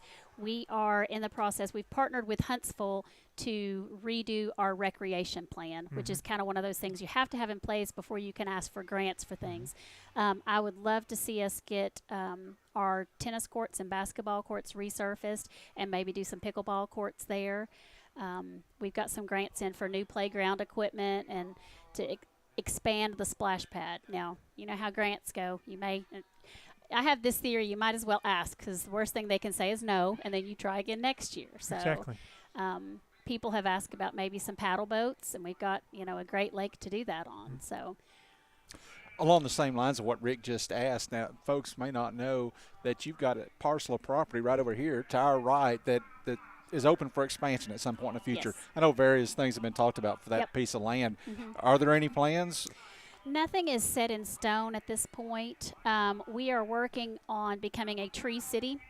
And so they're going to identify all the species of trees in the park, and we've talked about doing a nature trail back there because it's a nice parcel of property, maybe even a good mountain biking path. We're not really sure yet. We're open to ideas. And how much acreage is back there? And we're pointing back to behind the newest track, right? Back there. How much acreage do you have back there? A lot. Approximately. A lot? Yeah. I think it's at least 50 acres. Oh my I was thinking 35, but okay. 50 is probably let's cut more it accurate. in the middle and say about 40. Wow. I got a question about the kayaks. Yeah. So what's the deepest part of the lake? What? Because I didn't fall in. So. I'm not really. Probably closest to the. How much danger would I there. be in if I got in a kayak? Is I guess my question. Well, we would fit you with a nice life jacket right. so that you'd float to the top and Okay. then just swim to the bank. So I would probably be okay, but if my wife came down and went with me, maybe not. She might not trust you enough. She's not a fan of the kayak. I don't think. I don't know if I can talk her into that. So she might stand on the bank with a long rope. You got to be careful. Or she might poke a hole in it. It's my worry. They are inflatable so kayaks. So, yeah. We don't Especially want that. Be talking like this. We don't want that Tim Smith mural to turn into a Tim Smith memorial. There you go. There you go. So, Lori, let me first one question I've got. So when Anthony came and joined us a little while ago, he was chauffeured over here. He pulled up in a golf cart, and I saw they made you walk all the way from the stage back here. I walked very quickly because I was worried about time, and I thought I was supposed to be there 10 minutes ago. I'm just going to walk it out. So it's good to get exercise. So I'm all about recreational opportunities. There you go. We talked about all the food that you got here tonight, and so for folks at home, you got another hour or so to get out here. Fireworks are going to start about 8:30, so plenty of time to still come out, get something to eat, check out some of these vendors that are here. But along those lines, let me ask you, you do have fireworks coming up at about 8:30. Yes. So just can you tell us what to expect? Like on a scale of 1 to 10, with 10 being Boomsday and 1 being what I would set off in my backyard, what are we going to expect tonight with the fireworks show? Well, with this being our first year and me not being an expert in fireworks, it's hard to know what to expect. You know, when we started planning for this, we called pyro shows and we said, well, what would it cost to do a 10-minute fireworks show? And when they told us the cost, we said, oh, we don't have money for that. But we did have some great sponsors to come to bat and help us so that we could, you know, pay some of our bands and for some of the things that we were doing. So we hope that this event will get bigger and better. We can attract even more sponsors and hopefully have a pyro shows type of. So I think they're going to be great. Okay. I just don't really know what to expect. Okay. We'll wait and see then. Okay. Mayor Lori Phillips-Jones, we'll let you get back over to the stage area and catch the end of this Anthony Smith concert, and I know people are enjoying that. Thank you for joining us tonight. Thank you for and having thank me. you for a great event Thank as you. well. We'll take another break, and when we return, we're going to be joined by our student representatives from this year's Pick'em panel right after this. Welcome back to the Roundtable on the IH Sports Network, live from Oneida City Park for what would usually be our final segment of the show. Tonight, I guess it'll be the next to the final segment since we're going to bring you the fireworks here in just a little while. But this is the time of the show where we take a look ahead to the upcoming week. We've talked some about the games that we played on Friday night. We've talked to our superlatives from Scott High and Oneida about those games, and now we're going to take a look ahead. Now, we're generally joined by cheerleaders for this segment, and they help us pick the winners. So, Jillian and Kenley, you guys aren't cheerleaders. I don't think either of you have ever been cheerleaders. You can correct me if I'm wrong on that. You guys are both soccer players. But every year we have a student-athlete representative from each school to join us on the Pick'em panel. And most years, the students that we ask are kind enough to say, yeah, I'll take part of that, even if they really don't want to. And you guys did. You were kind enough to join us on the Pick'em panel this year. And Jillian is off to a great start, by the way. She's going to challenge you old guys. Kenley? So it's been a little rough, but that's okay. There were a lot of tough games the first 2 weeks. It gets better. You're right there with Rick, you know. So, I mean, look, I'm not at the bottom. I'm not at the top. No, so who's at the bottom? That's what I want to know. Oh, are you? Yeah. You know what? It's going to be the greatest comeback story in Pick'em history. It Yeah. starts tonight at the Oneida City Park. Yeah. By the way, and I just so if you beat Toby Garrett's in the lead right now, you're competing against him for sure. But you guys aren't so much competing against each other as you're competing against these two guys sitting here. But most and foremost, you're competing against Kevin Akers, okay? Because Kevin won this thing last year, and his head can't get any better. We have got to knock him off his throne because, first of all, he insists on – he sent me a picture, and I want Greg to pull it up if he can, and he insists on us using that picture.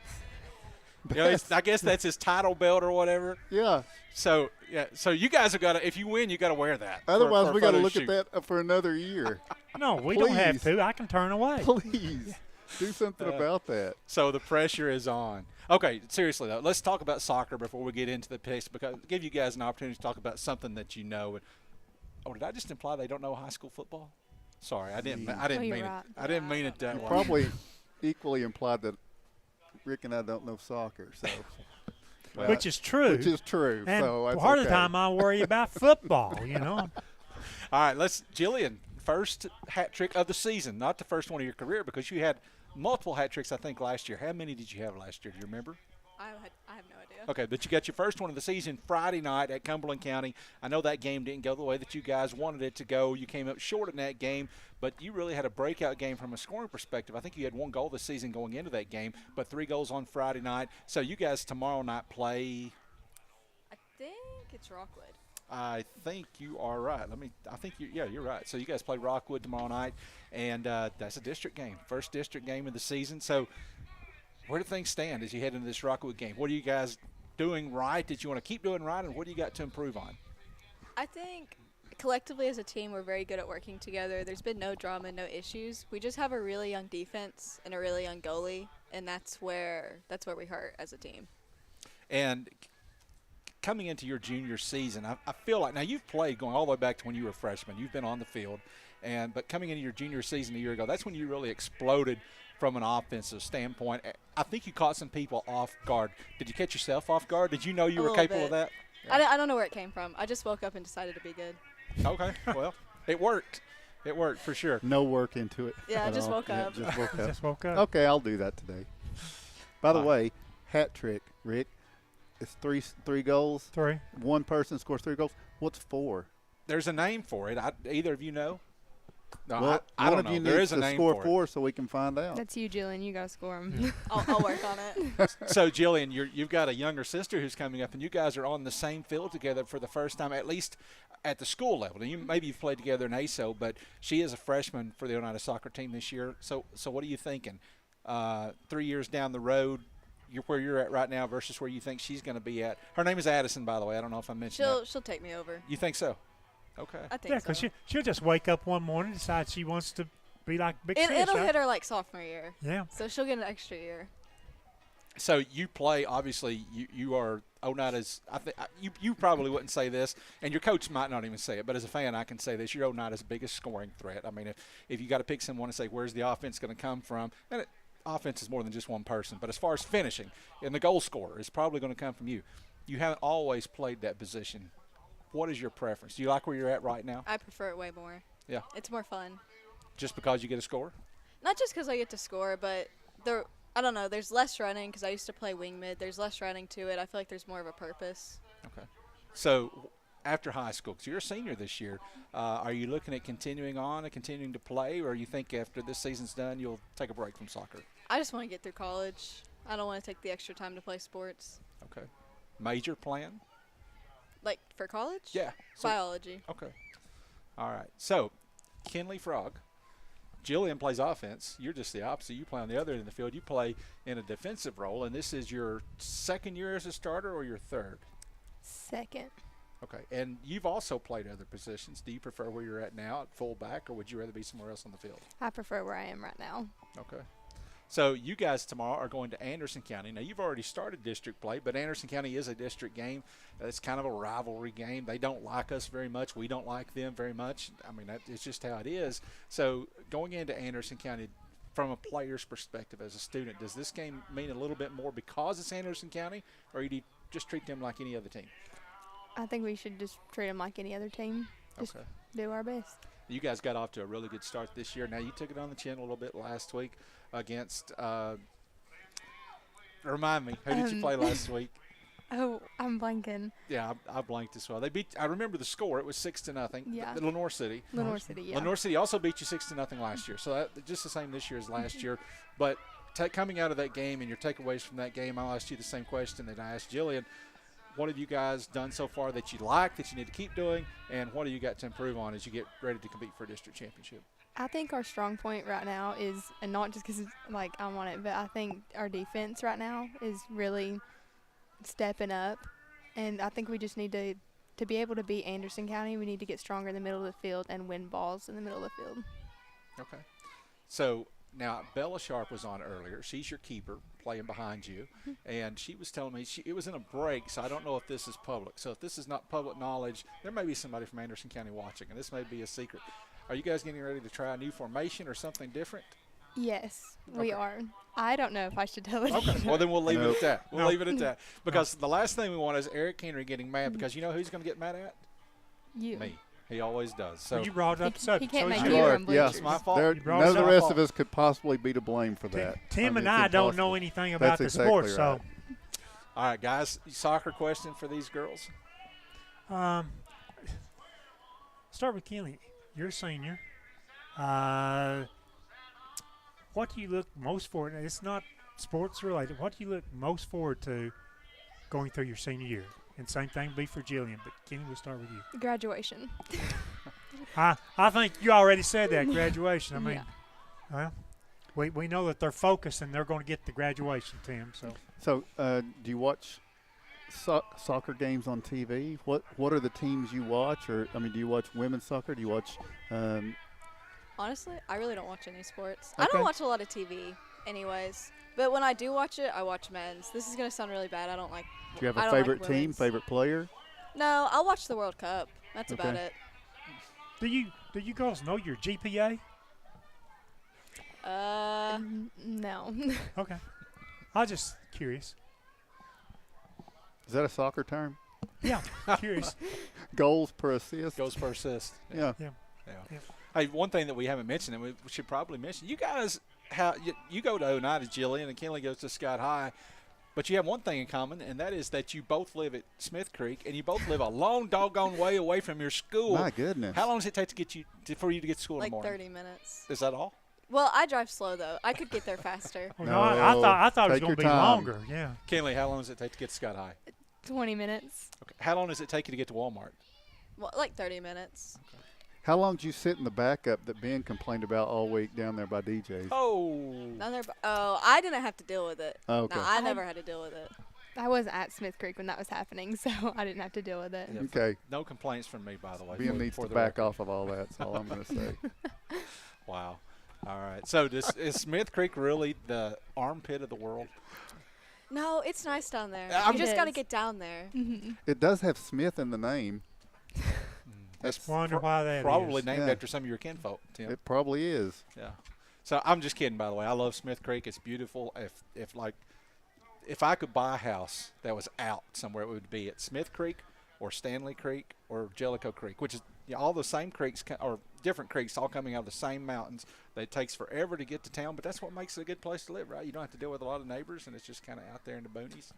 All right. Now, let's talk about – well, before we talk about scores, I want to ask you guys one more thing, and that is you guys are helping us make the picks. This is something we've never done, by the way. We've never had our pick'em panel representatives on the show. Four of us. And so, yeah, so as you guys make your picks, this is not for you, Tim, Jillian, and Kinley.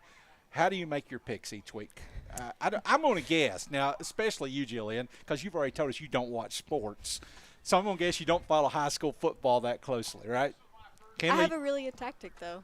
Oh, well, let's hear it. That's what I want to know. See, I text Kate Burris first and get her and her dad, and then I look up the team's colors and pick which color I like better and go with the team. No way. And she's That's got a better prettier. score than me, I bet, doesn't she? I think she actually does. Well, that's what I'm going to start doing. Thank you very much. So does James know football? Can you turn to him? Or your mom? Does Jessica know football? We all don't watch sports. I was left alone. I had to Okay. find other resources. Well, they probably don't televise sports all the way up there in Smith Creek. It's probably what it is, right? It's the boonies. You do.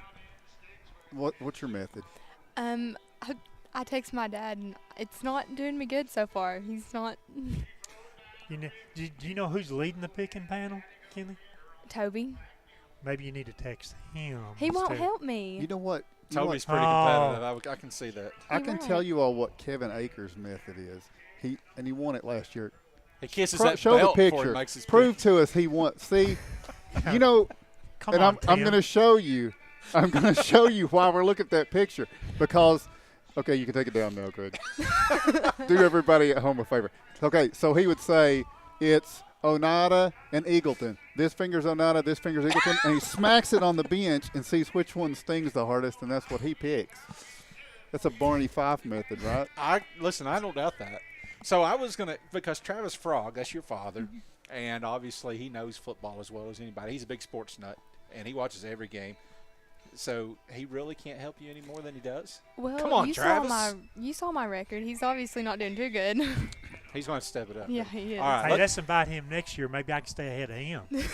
Yeah, so for the record, Tim, you said, does Jillian have a better record than you? Jillian is one game behind you right now. So who's leading? Toby's leading. Toby's leading. Now, how many has he missed? Toby has missed in 2 weeks. He has missed 5 games. He's 15-5. And that's been rough weeks. It's That's not two bad. very rough weeks. That's what I was telling Kinley. There's no shame in missing games these 2 weeks. There's been a lot Who's of in upsets. Second place would be you, Mark Matthews. With how many missed? With 7 missed. 2 7. games So back. 2 games back. 2 of games Toby. back. You and Mark and John L. Strunk is in the mix right there. I'm sorry, I misspoke. John L. is in second. He's 1 game back. The rest of you and Mark and Kevin are all 2 games back. And Rick's right there behind you along with Jillian. You guys are 3 games back. We're not going to talk about how far back Kinley is. No, it's early. There's still time to catch up. All right, let's talk about this week's games and what's coming up on Friday night. And we got a relatively short list of games this week. These guys don't pick the local. But you know what? They're in the booth on Friday nights, and they're calling the Oneida game, the Scott High game. We don't make them pick the local games. But for you two, I want to start off. I want to see how loyal you are to your schools, okay? Jillian, we'll start. Oneida this week is going to be playing at home, the home opener against Eagleton. Will you be at that game Friday night? Oh, I didn't even know there's a game Friday night. I probably will be now. All right, Oneida and Eagleton. Who's going to win that game? Oneida wears orange, and Eagleton is royal blue. Royal blue? Royal blue versus orange. Probably Eagleton. Oh, man. Okay, now So the answer to the loyalty question is not. I like the answer, but I don't want Eagleton to win. I want Oneida to win. I But want I like Oneida to your win, but I in like my your heart. ability, your willingness to step out on that limb. Tim, I'm getting myself in trouble now. Kenley, Scott High is playing Clinton at Clinton, another road game Friday night. Now, does colors come into factor for you? No. Okay, so you don't care what color Clinton wears. It's burnt orange, by the way. It is orange. It's going to be Clinton. Now, I'm a little more disappointed in you than Jillian because Jillian has already said she doesn't watch a lot of football, okay? Addison doesn't play football. Your brother, who, by the way, is Aiden with an A. Roberts, is a senior. He's the kicker on the Sky High football team. And you're going to say – back your brother up a little bit. You know what's bad? I haven't been to a single football game yet. Is that going to change Friday night? Probably not. Probably not. You'll be working most likely. Probably. All right, let's get into the games that our teams are going to be our district opponents are going to be playing. And, Tim, we'll start with Oneida's district. Oneida, of course, hosting Eagleton on Friday night. Bledsoe County is going to be hosting Sail Creek on Friday night. Now, Bledsoe expected to have a pretty good year. They're off to a 2-0 start. Sail Creek struggling coming into this one. They lost 26-6 to Jackson County on Friday night. Turning to my left, what say you guys in that game, Sail Creek and Bledsoe County? I'll say Bledsoe County. So I was gonna tell you what colors they wear, and I don't even know. Tim's the color guy. Baby blue and yellow is Bledsoe. Bledsoe's yellow? Well, baby blue with a yellow, number, and then for Sail Creek, I believe they're royal blue and white. So I have to go Bledsoe. I like yellow. She's right. What about this side, Bledsoe County or Sail Creek? Bledsoe, I guess. Bledsoe. So I don't know if colors is really a foolproof method, but I don't think there's much doubt in that one. Tim, Bledsoe County is going to win that game on Friday night, so that's a good pick. Polk County is playing on the road this week at McMinn Central. Polk County is another one of those teams in this district. They are a really tough team. Now, they're coming off a really difficult loss last week to Walker Valley. They got shut out. And this week, again, they're on the road at McMinn Central, which is a pretty good team. Beat Seymour last week. Close game, but McMinn Central off to a great start, as they always are. What do you think? So McMinn is, again, it's kind of a powder blue and yellow, and Polk County's red, white, and blue. Oh, Polk County, America. I'm going I mean, I am a fan of America as well, Jillian. However, I think McMinn Central gets this one. Trader. I'm going to say Polk County because, America. McMinn Central. Sounds like a good split down the panel right there. So it's a tie. Well, it's at McMinn Central, right? It is. I'm a home team dude. There you go.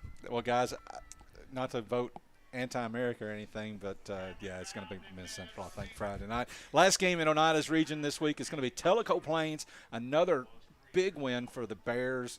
The Bears, right? On they Friday are. Night. Yeah, 57-0 over Sequoia last week. They're now 2-0 on the season. Tellico Plains is. They're playing at Sweetwater, which is coming off a 42-7 loss to Stone Memorial last week. Tellico Plains, maroon with like a Tennessee T on their helmet, and white, maroon and white. And who was the other? Sweetwater. Sweetwater. Is that right? Yep. Sweetwater, weirdly enough, is again this blue and yellow scheme. I'm going to say Tellico Plains. I'm going Sweetwater. You're going Sweetwater. How about this side? I'm still processing that one. Okay. Well, process it for about 10 seconds. Kenley, who you got, Sweetwater or Tellico Plains? I think Tellico Plains. Rick, time's up. Well, Tellico Plains, even though it looked like they had a good win last week, I do know that Sequoia also tested 30 kids positive for COVID last Tuesday. So they didn't have all their full team. So what kind of win was it? But I'll still go Tellico Plains. Yeah, so, and Jillian, you picked who? You picked Tellico Plains, right? I picked Tellico Plains. Yeah, Tim's sniffing glue down here. They're on the road. It's going to be Tellico Plains. Rick, you said you're a home team guy. Yeah, but there's some exceptions. But even Rick knows that Sweetwater can't beat Tellico Plains. Now, come on. Okay. All right, so we'll switch to Sky I got High. ground to make up. Toby, who you picking? There you go. There's one game made up. So it's in the Scott Highs region. Scott Highs playing at Clinton this week. Clinton coming off a 37-3 loss to Knox West last week. They're still looking for their first win, as are the Highlanders. Other games in the region this week, South Doyle is going to be at Austin East. Austin East, like Scott High, hoping to pick up that first win on Friday night. They're coming off of a 32-2 loss. South Doyle's coming off a 32-2 loss to Heritage last week. Austin East coming off a 47-0 loss to Knox Carter. Rick and Kenley, what are you thinking in that one between South Doyle and Austin East? Well, this is really not a hard decision, but on the pick 'em pound, I just went for the upset. I figured occasionally you got to pick an upset. I may have selected Austin East. Now, I can't wait first. Kenley, who you got? I don't know. Can I call my dad? No, he's not helping you, obviously. Do the Kevin Akers method. Okay, what is it? Whichever one, you assign one to each finger, and whichever finger hurts the worst. What were the teams? You banged your fingers before you knew which teams were assigned to what fingers. Okay, I'm gonna can do it again. I'm going to say, was it Austin East and somebody? Austin Who's East the and other South Doyle. one? What did you pick? I picked Austin East, but look, South that's Doyle. quick. Thank you. That's the correct answer. Okay. Rick, your football knowledge precedes you, right? Well, every week I stick my stupid brain out there for some reason, guys, and try to pick a team that would have a potential upset. And 9 out of 10 weeks that we do this, no, I never get that upset. So Tim, I don't even start to know what South Doyle's colors are, but I do know who Jillian picked this week. Yeah, you want the colors? Yeah. The color, it's like a deep, rich, dark blue with a nice dark red. Yeah. I mean, it's a good It's look, good-looking, South Doyle. And then the other team, Austin East, is just a flat red with a baby blue. Baby blue. Baby blue. It's pretty blue. I say South Doyle because America. This time I'm going with America. Since you called me a traitor last time, South Doyle it is. Okay, and I think the left side of the table is going to be right on this one, or the left side of the bench as it is. It's going to be South Doyle in that game. By the way, who did Toby Garrett pick in that? He picked South Doyle as well. So, yeah, it's going to be South Doyle. And where's the game at? It is at Austin East. There you go. Yep. So, all right, Kingston and Meigs County. This one is at Meigs County. Kingston, man, they struggled out of the gate, Rick. They lost to Harriman. Had to be an embarrassing loss for them in a rivalry game. Then they bounced back and knocked off Oliver Springs, which some folks say might have the best team they've ever had, and beat the #1 team in the state in South Pick in week 1. Kingston got the win last week. Now they're playing another traditionally tough team in Meigs County, and again, that game is at Meigs County. Meigs County. You taking Meigs County over Kingston? Meigs County.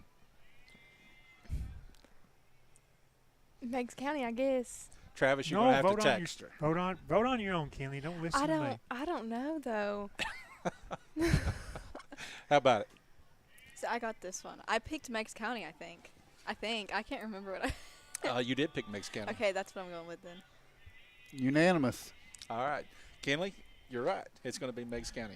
Meigs County is going to be Kingston on Friday. I haven't sent you them yet, but I have my picks on my phone right here. You better send him because he chastised the rest of us this afternoon. Yeah, well, look, right there, they're sent. Scolded. Yeah, well.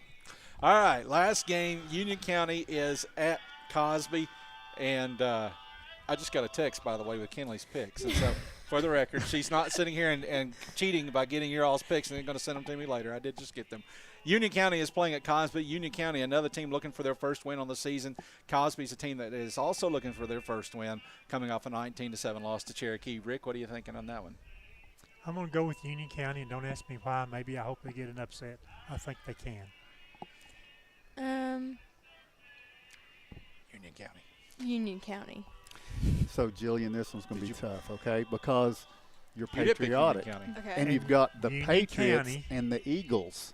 I mean, what's more patriotic than Patriots and Eagles? Union County's red, white, and blue. Cosby's Eagles are blue and white. I'll say Cosby, the Eagle. Is that what I said? It is. Okay. Yeah. Yeah, I'll say That's right. Cosby. And I agree. You think so? So this is truly a left versus right. Cosby on this side, Union County on this side. I got to pick the tiebreaker. It's going to be Union County. Sorry, y'all. It's going to be Union County over Cosby. All right, before we let you guys go, let's talk about the Tennessee game on Saturday. Tennessee's playing NC State on Saturday. A lot of folks are saying that this game could be close. Now, this is a big game. It's a neutral site over in Charlotte. I know that Travis Frogg's going to be watching on Saturday, whether you're watching or not. Jillian won't be watching. She doesn't watch college football. Big game on Saturday. Now, Tim, Tennessee absolutely stomped Chattanooga. Everybody says, oh, it's Chattanooga. Right. But NC State was trailing going into the fourth quarter against Western Carolina, which is in the SoCon, along with Chattanooga. They beat Chattanooga last year 52-50. Chattanooga is as good, if not slightly better, than Western Carolina. And, again, Western Carolina had the game against NC State going into the fourth quarter. But I think we can all agree that NC State's probably going to look a lot better this Saturday. Are they going to look good enough to beat Tennessee? Well, I read 10 points by Ben Garrett about this game. And I'm going to say, just based on what I read in that, Tennessee is going to walk the dog in Charlotte Saturday. The Wolf Pack will be sent back to Raleigh yelping. Tennessee. How about it, Jillian? Tell her, whoa, tell her the colors, Tim. Tennessee has like a orange. Tennessee calls it an Oneida orange with white. And then North Carolina State is red and white with a little black accent. See, I'll have to go still with Tennessee. That's a good pick. Whether you like the color or not, yeah. We couldn't have you coming up here and picking NC State. How about it? Tennessee. Tennessee. Do we know what the line is in this game? I do. I haven't looked it up. Toby, what's the line? Tennessee and North Carolina State. On a programming note, what network is that going to be on Saturday? Toby, what network is that going to be on Saturday? Well, I'm just going to say that if it's on an ESPN or ABC or SEC and you get DirecTV, boom, you ain't going to watch it unless they work out an agreement, because DirecTV took all that down today. Right before the 7.5 is the kickoff of last night's game. Yeah, Tennessee's favored about Tennessee by 7.5. Tennessee by 7.5. NC State's ranked, by the way, but I think the whole world knows that Nico Iamaleava. Jillian, can you say his name? Who? Nico Iamaleava. No, that's not right. Iamaleava. Iamaleava. No, I don't think that's right. Well, you've got me confused. Now, I had it right the first time I said it. Tim, how do you say it? Nico. Exactly. With an N. All right. Tennessee and NC State play, by the way, at 7:30 on Saturday in Charlotte. As for our games, we both have games on Friday night. Oneida will be playing Eagleton at 7:30. That game will be at Jim May Stadium. First home game of the season for Oneida. We'll have the Baby J's Pizza pregame report beginning at 6:30. And then Rick will be on the road at Clinton as Scott High goes to face the Dragons. That game will kick off at 7 o'clock, and the Baby J's Pizza pregame report will start at 6:15. 6:15. Remember, that's in the downtown stadium in Clinton. It's not out at the school, so don't head to the school. You won't see the football game there. All right, so 6:15 Friday night is when our coverage begins. We'll have both of those games for you live.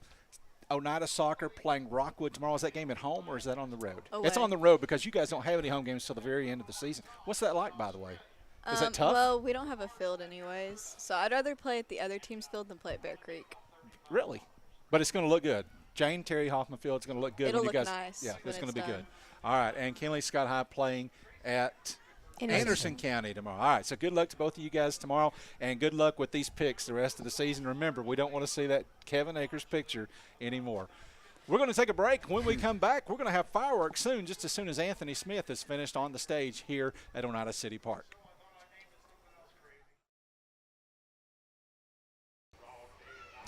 Welcome back to the round table. We told you we were going to take a break and come back with fireworks, but we've got a few minutes to kill. Anthony Smith still singing on stage right now. He's playing Chrome, and Tim, I think that I can speak for all of us when we say that's one of his better songs.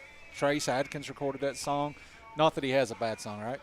Right, I agree. All right, so one thing that we didn't talk about because we jumped right into this thing, Scott High had practice tonight, so we had to get Micah and Keegan on early, and we jumped right into it. And so we didn't really talk a whole lot about Friday night's games, and so let's talk about that. And, Tim, you weren't at the Oneida Coalfield game, but I know you were watching from home, getting ready for your son's wedding. So let me ask you first, how did Saturday go? But then you tell us from your perspective how Friday went. Oneida played a good game Friday. Let me be clear. I wasn't watching while I was getting ready for the wedding. But I actually watched. Crammed on that one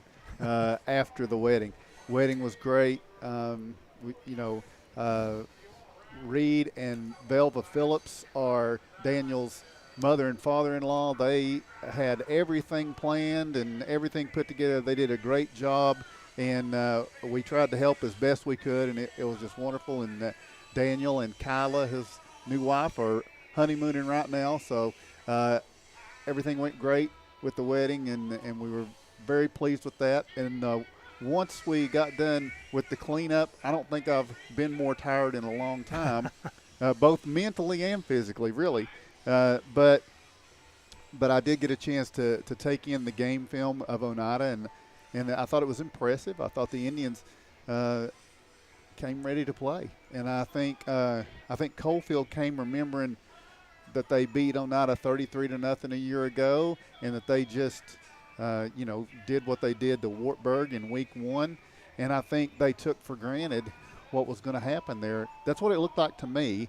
Not taking anything away from the Indians' effort. Indians moved the football well, didn't convert on a couple of opportunities there in the first half, but had the lead going in at halftime, 7-6, and it really looked like Coalfield probably had a strong, stern discussion at halftime and came out intent on being more physical in that second half, and I believe it got Oneida on their heels early in that third quarter. The Indians kind of righted the ship and had a great drive. I think one of the most inspirational parts of that game was when Coalfield hit back and got a 2-touchdown lead, the Indians take the football and go on a methodical drive down the field, passing, running, and put it in the end zone to make it a one-score game again. Of course, Coalfield drove down and sealed it, but I think there's a lot to be happy about for Oneida fans and players and coaches in what they saw in that game when last year I don't think anybody walked away being happy about anything. So, you're 1-1. You wanted to win that game, but now you're 1-1. You're 1/5 of the way through the season, right? But we haven't played a region game yet, so we still won't. This week is going to be Eagleton. And Eagleton we got to see at Scott High. So before I say anything about Eagleton and the game coming up, since that's the game that you're going to recap, Rick, I'll go ahead and toss it over to you, and you can talk about Scott High and Eagleton, which we were able to take in. Yeah, I thought Oneida played very well Friday night, and I think I said at some point maybe Friday night that the game was closer than the score indicated. And, Rick, the same thing is true for Scott High. Sometimes you get into just talking about a game that you kind of lose perspective, I guess. And as I went back over the weekend especially and started looking back at that Scott High game, I mean, Scott High played evenly with Eagleton, at least evenly, and I think you could even make an argument at times maybe they outplayed them just a little bit. It's just that Eagleton built that lead and they couldn't overcome it. Exactly. There was statistically, looking at the game, it was even. I mean, total yards, there was less than 10 yards, I think, difference in total yards between the two teams. None of the bad things that we experienced at Cumberland County happened for the Highlanders. I mean, down in Cumberland County, we had like 7 fumbles. We didn't do that. We protected the ball better. Had a good chance, Ben, for us to see. Of course, Eagleton opened the game on about a 7+ minute drive on their first possession. So when we got our first possession, we got to the 4-yard line. We missed a chance maybe for the touchdown. That might have had some bearing on the game if we could have scored there. But we did get the field goal, Houston Stanley. Conley walked in, his first career field goal, so we got the field goal there. And, yeah, we played well with Eagleton in the first half. They ended up with a couple of additional touchdowns in the second half, and that's where we got our lone touchdown early in the fourth quarter. So things – you may say, well, it didn't work well, but I really thought we improved from week 1 to week 2. Now, was the competition the same? I don't know. I'd like to see Eagleton and Cumberland County play and just settle that right there. But I thought we played better. I thought our kids responded better to the challenge that the coaching staff threw at them all week. I mean, they even practiced on Sunday night since it was a short week. If we had the Thursday night game, we'll say the 9th game of the year or 10th game of the year, they wouldn't do that because, the hay's in the barn long before that. So, and they're getting into practice tonight. They're getting in these practices under the lights, which it avoids some heat, and it helps you get prepared. Clinton will be a very tough opponent this week, but I like the step we took last week, and if we can continue to make that step, get our defense all on the same page, get our defensive front, our linebackers participating in the stuff at the line of scrimmage, I think that we have a chance this week, and nobody should discount us because Clinton's had a lot of turmoil. And if you want me to go on with that, I'll give you the preview for Clinton, I guess. Well, let's. Can I say one thing? Being at your all's game on Thursday night with the quarterback, you had two quarterbacks play. You had Privet play. You had Bowles play. And what I'm wondering is, some coaches say if you got two quarterbacks, you don't have a quarterback, right? But now for Oneida, they through two games, it is rotation. It's 4 and then 9 and 4 and 9, and they did it, in this game against Coalfield, and it's worked for them. Mm-hmm. They both have strengths, and neither one of them has, I don't want jinx, thrown an interception, but neither one has. They've made good decisions, and I just wonder if that's something that the Highlanders are going to look at because, there was some good plays in that first half. I went back and watched it just to watch my camera work, and just of course, just admire what I did there. But Privet made some nice plays in that first half. Micah obviously came in and made some good plays. So that's my question: is are we going to have two teams and we're going to have 4 quarterbacks that are getting regular playing time? I don't know. I don't know how Coach Hall is going to view that. I suspect Coach Hall has thought about that. I'll let you know maybe tomorrow when I talk with him. But all right. So, Tim, you were there on Thursday night, and so you saw Eagleton in person. So you've got a leg up on Mark and John now, which is not unusual. You carry them every week on the broadcast. But, no, having seen Eagleton in person, let's hear it. They got a really good quarterback. We know that. Clemmer is so steady, makes such good decisions, including the decisions when he pulls it down and runs. Mm-hmm. He's so dangerous with that. And Levi James, we talked off camera about that just a little bit, and he's just so impressed with Clemmer and his decision making. Obviously, one thing I wonder is what was the extent, and I don't remember the young man's name, but number 21 seemed to be his primary target. He was the return guy also on punts and kickoffs. Yeah, he was dangerous, and he was a receiving threat. And I wonder about his health going into this one. Because he finished the game, he was on crutches. Yeah. So, if he's not available this week, I think that's very limiting from what I saw to Eagleton's offense. Not that there aren't other playmakers in there, because there certainly are. And when you've got Clemmer, he's going to make the right decision.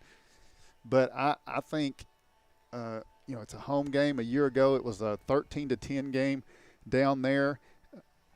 Eagleton continues to have an influx. They didn't have lose anybody to graduation because they didn't have any seniors last year. So, it's definitely a program on the rise, but it's a program that while it's rising is having ups and downs throughout what's going on. So the Indians will try to make it a down if they can.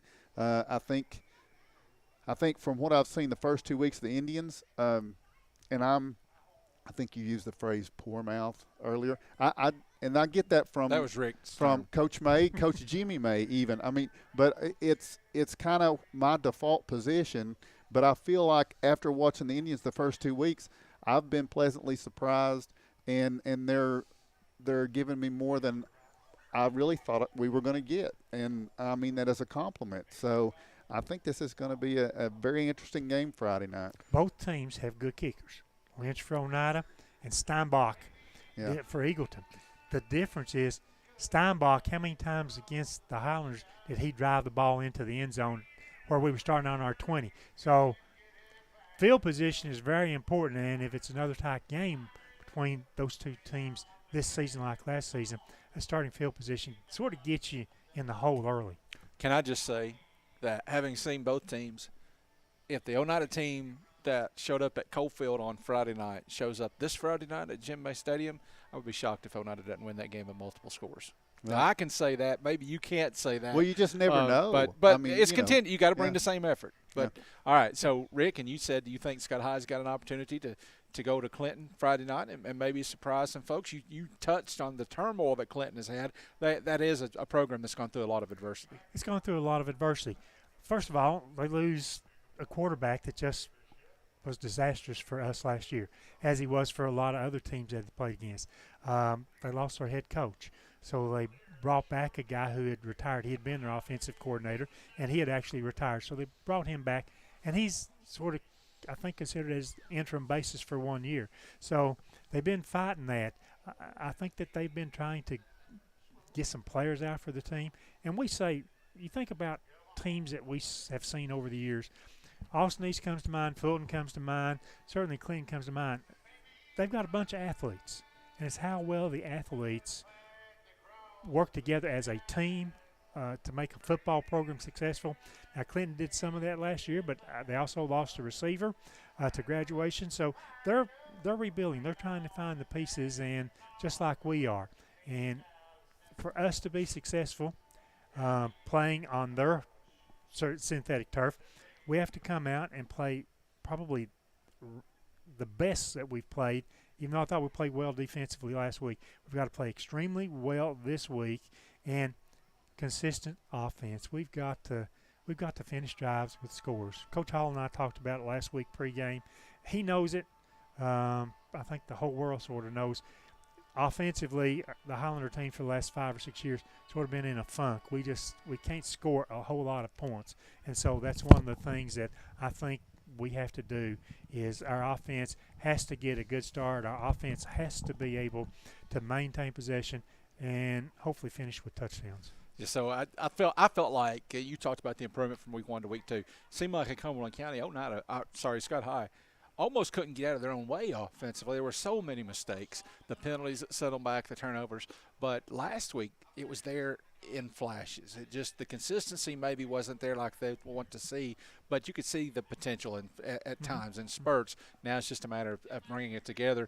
Obviously, this week would be a good time for that to happen. It would be a real good time to get into the win column. Yeah, absolutely.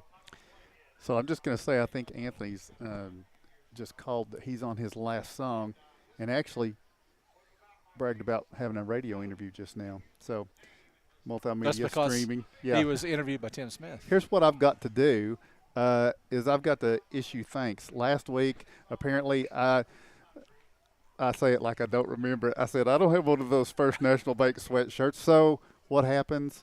I look like a heel now because Shanika Birchfield supplies me not only with a sweatshirt, but a hat, a shirt, a mug, and several pens.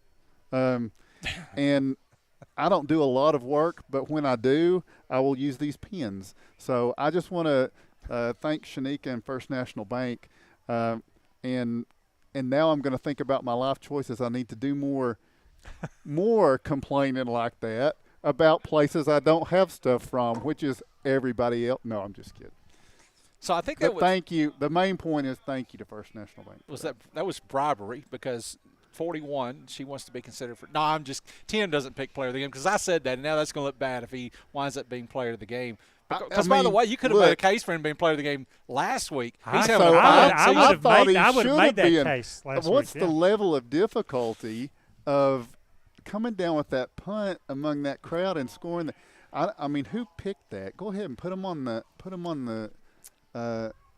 line here. Who made that call? I like Levi. Levi did great, but I mean, how many punt block recoveries do you have to take the lead at Coalfield at halftime? Who was it? Was it John or was it Kevin? Well, John. Was it Bo? Was it all three? Sorry, Bo. It was Bo. Hey, Levi had a great game. 6 catches Friday night. He did. And Braden also had a good game. Listen, Ben Gilbert gets a lot of talk at that middle linebacker position for Oneida for obvious reason. He's a heck of a football player. Braden Birchfield is right there, though. You know, and a lot of times, if you see one involved, you see that they complement each other so well. And what a bonus it is for Oneida and Jimmy May and Mark Martin, the defensive coordinator, to have two guys. And it seems like Oneida for so long has had good middle linebacker play, and they're in pretty good shape right now. And Ben's been battling the shin splints and other things going on. We haven't really seen the Ben of last year yet. I think it's coming. And I did see, though, that Mark's absence Friday night cost Ben a Hello Darling, which we have some Hello Darling swag coming soon. That's going to be sweet. Kevin Terry, wait till you see the etching that Kevin Terry has come through to create a Hello Darling T-shirt for those who would get them. So it captures Mark's essence beautifully. It's like the Venus de Milo, only it's Mark. Yes. So we've got the so say it. Caricature. I wanted to say caricature. Well, I can't you even can say say Nico's that. last name though. Come on. So we got a caricature of Mark Matthews on a shirt. And the question is, because we're going to need to do a counterpart for Scott High, is it going to be Rick Keaton or H. Keaton on a shirt? Or it could be Woody, for that matter.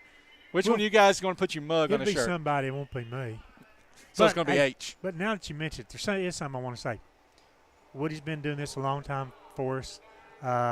He's been inducted into the Boys and Girls Club in Cumberland Plateau Hall of Fame tomorrow night, so our congratulations to Woody doing that. Yeah, absolutely. Do you have a start time Woody. on that tomorrow night?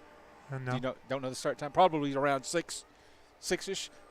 Tennessee basketball player, the Zakai Ziegler. Zakai Ziegler, yes, my mind and a always surprise goes guest. and a surprise guest as well. So yeah, good opportunity to go out and see Woody being inducted into the Hall of Fame, and Zakai Ziegler would just be an extra bonus if you get an opportunity to make it out. All right, Anthony Smith is wrapping up. We're going to take a break, and when we come back, we will have fireworks.